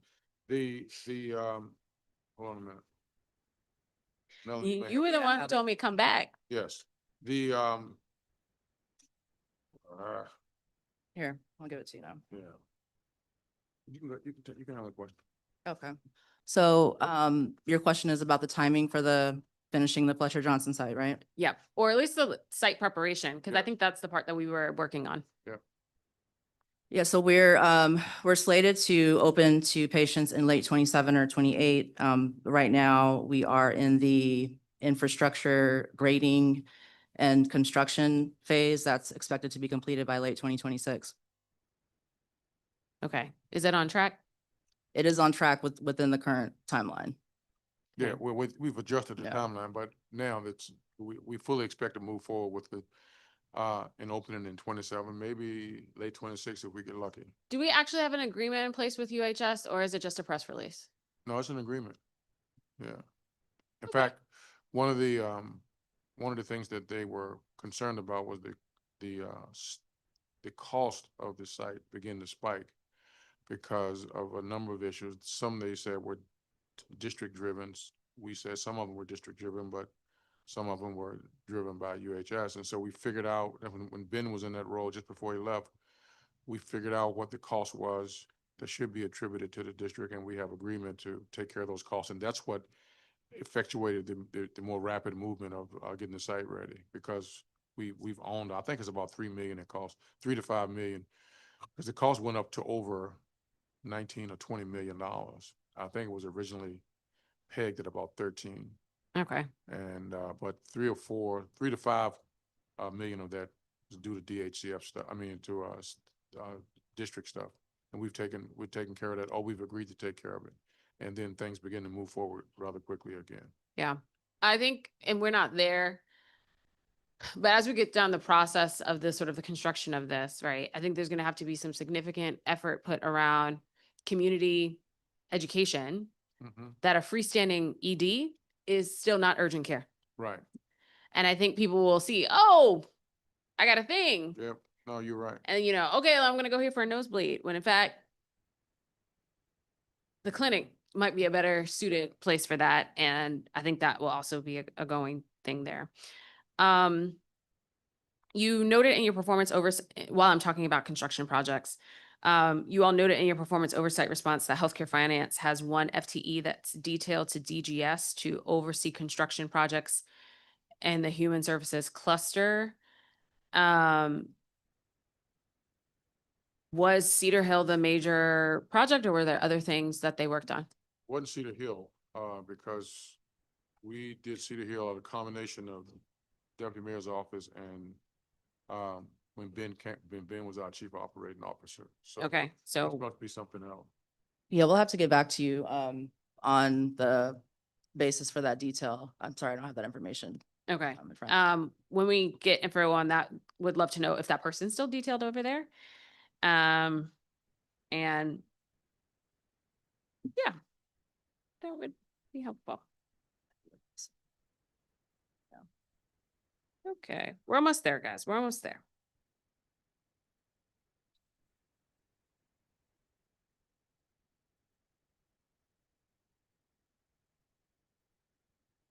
All right, last year we discussed youth who had previously had Medicaid coverage, but they entered the juvenile justice system.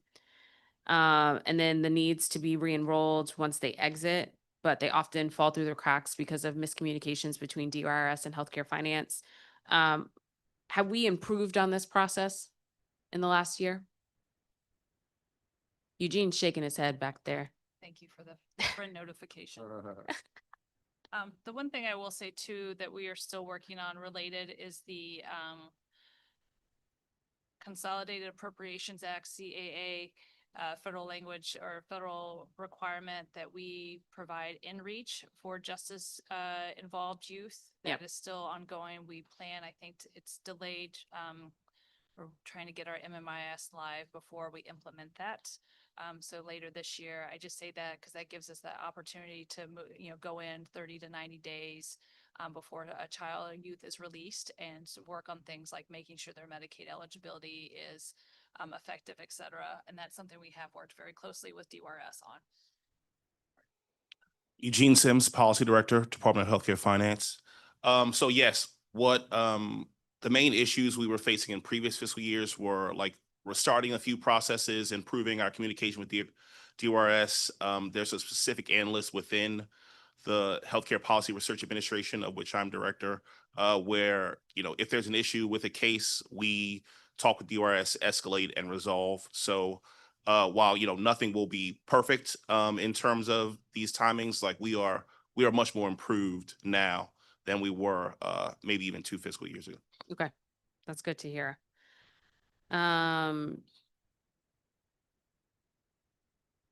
What work has healthcare finance done in 25 to ensure that beneficiaries under HSCSN are getting the transition planning services when they are about to age out?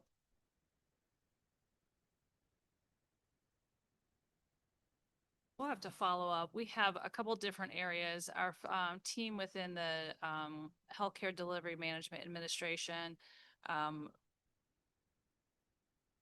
inclusive of our Child and Children and Family Health Services unit, they work with children, adults enrolled in HSCSN as they're working that transition. They also connect with our Long-Term Care Administration within DHCF for those individuals that may be transitioning to the Individuals with Developmental Disabilities waiver, so connecting with DDS. So there's, my understanding is there's, routine team meetings, if you will, that helps prepare for those transitions, working in concert with DDS and so forth. But we can get you follow-up detailed if you'd like. Okay. So doula services, we had someone testify about this. And, she had positive things to say in terms of things moving in the right direction. We budgeted 127,000 in FY25 for doula services, but didn't have any fee-for-service expenditures. Talk a little bit about some of the changes that you all are implementing on helping to credential and onboard more folks. Sure. One, I just want to acknowledge what I heard on Tuesday too, is just there may be some good work happening. It's just not happening fast enough. Yeah. Certainly appreciate that. One of the benefits, if you will, from our participation in the Transforming Maternal Health Initiative, TMA, through the federal government is the $17 million over the 8 or 9, 10-year period, which right now has afforded us to onboard 3 staff that are focused specifically on maternal health within the agency, and we'll bring on 2 more staff this current fiscal year. I say that in terms of, so we have folks throughout our agency, Dr. Broussard in our chief medical officer's office, folks in our healthcare delivery management, so really connecting with the managed care entities, and then also in our healthcare reform innovation. Where that's important is that we have dedicated staff that as these issues come up can do the follow through and work it through to resolution. So that doesn't give an immediate answer and reprieve to the concerns that have been raised. But the other area where we are really collaborating and learning from is the Doula Learning and Action Collaborative. The focus really with our work with them is understanding those eligibility or provider enrollment issues in credentialing and working through. And I would be remiss if I didn't highlight, Crystal Jackson, who spoke. She really has persevered since probably prior to the benefit, but she is kind of a one-stop shop for, I think, all doulas around the area, and her support of making sure that families in Medicaid have access to doula services is really making a difference here. So just wanted to call her out. And then her leadership along with Leah Castellez and leading the Doula Learning and Action Collaborative. It is slow work. I do think we're getting in the right place. We will get there. It's fully acknowledged that anytime we have a provider group that is not typical in the insurance world, if you will, you run into these issues. It's such a new environment. You credential, you claim, you have to contract, and it's because it's atypical.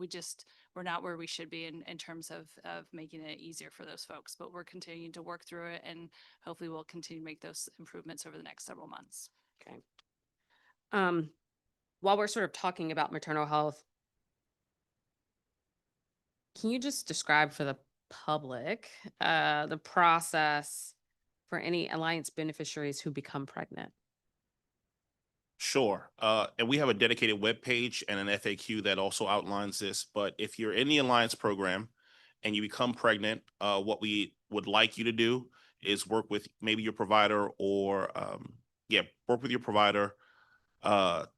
And a lot of the FQACs can assist you with this, but we need you to report that change to us. So when you know you were pregnant, you can call ESA, you can go online to report your pregnancy. We need you to know your estimated date of conception or your estimated date of delivery, as well as, the number of children who will be joining the household. If you just want to say one, that's fine. But we use that information to redetermine your eligibility to put you in what's going to be known as the from conception to end of pregnancy CHIP eligibility category. So we need you to report that change to us so that we can reprocess your eligibility and get you redetermined. Would they receive different coverage cards during the duration of the pregnancy? Yes, because we've made this shift for Alliance to go to fee for service. So you have your DHCF, the card you get when we determine your eligibility. So you can present that to your provider. Mhm. That will always work. But when you go to from conception to end of pregnancy, that's a managed care code. So you're going to be getting that AmeriHealth, that MedStar, that WellPoint card once you're enrolled in from conception to end of pregnancy. Okay.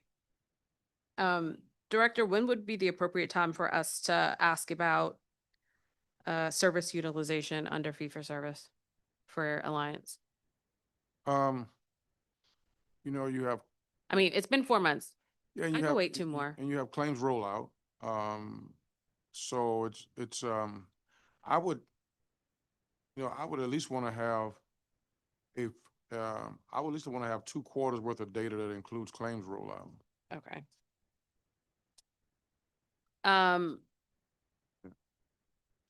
So in the pre-hearing responses, Alliance provider payments for Q1 showed $0 for initial budget for durable medical equipment for adults and children, despite us restoring the funding for this. I can speak to that. Okay. That was just a budget load issue. Okay. Because when we had initially determined what provider types we would be covering in Alliance, I had instructed my staff that any additions or deductions from Alliance should just be prorated across those provider types. Okay. Which makes sense for eligibility changes, but when you add a new service, we should have put the money in the new service. But I didn't think to add that caveat to my instructions, so sort of bad management gets bad results. But so the DME money got added to the other lines. Okay. So the money's there, it's just not in the right place. Okay. We will fix that in a reprogramming. All right. So you guys know one of the biggest concerns that have sort of been raised around the Alliance is around prescription drugs. and the added burden of the prior auth. We had several providers who testified about this, the turnaround time.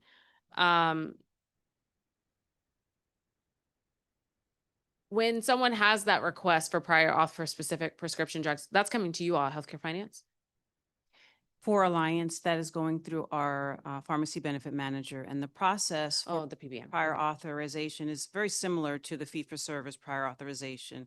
There is a link on the website, on the Prime's website, that actually gives them the form to fill out and complete and submit, or at least they can submit it electronically.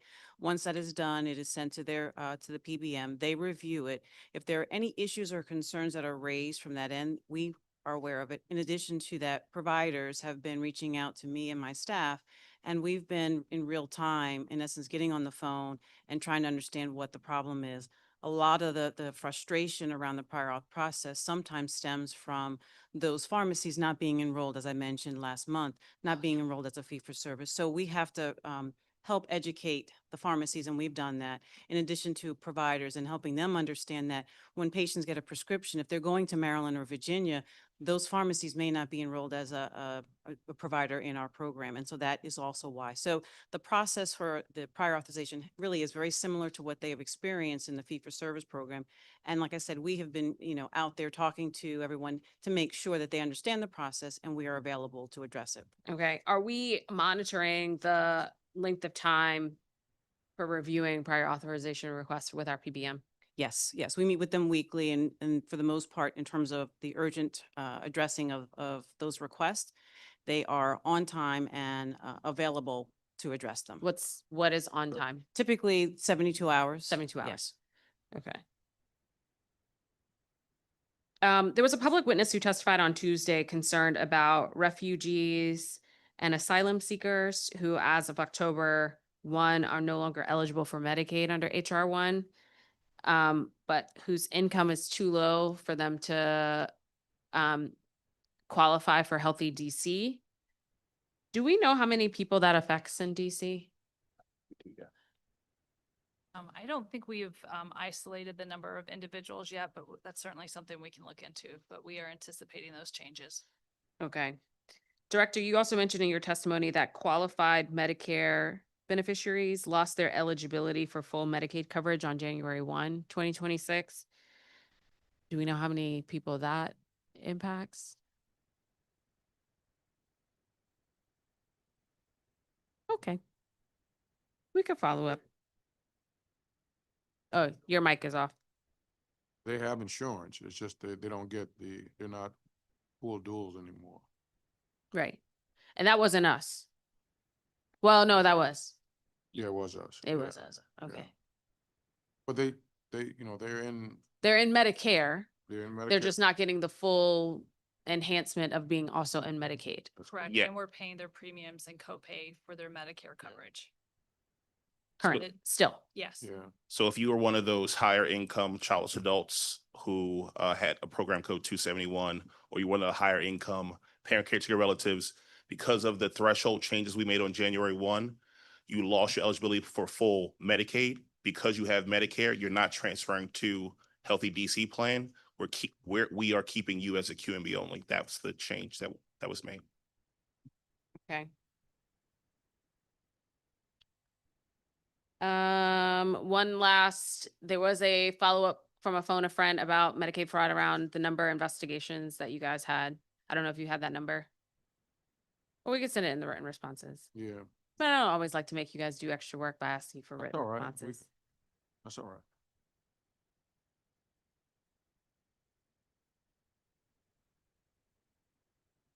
So the question was the number of investigations in Yeah. FY 25. In 25. So we conducted 55 investigations in FY 25. Okay.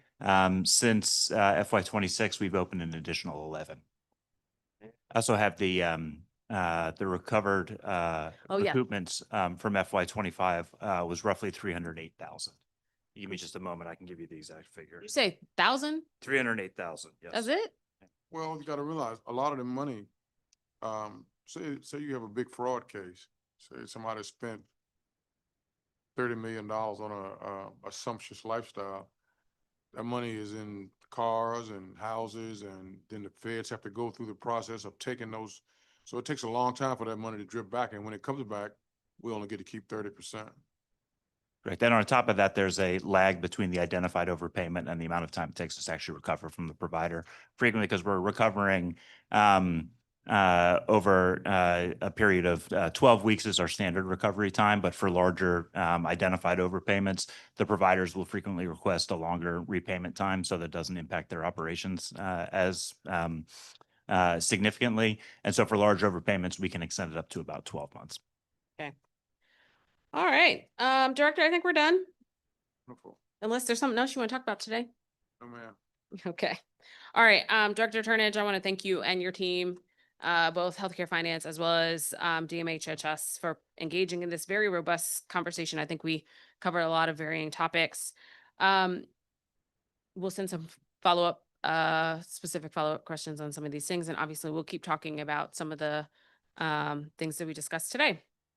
As a reminder for the public witnesses who are not able to testify on Tuesday, we will accept written public witness testimony until February 10th at 5:30. You may submit that written testimony on the council's hearing management system site, dccouncil.gov/hearings. The next performance oversight hearing for this committee will be on Monday, February 2nd. We're going to hear testimony from the public witnesses for the Department of Behavioral Health FY25 performance.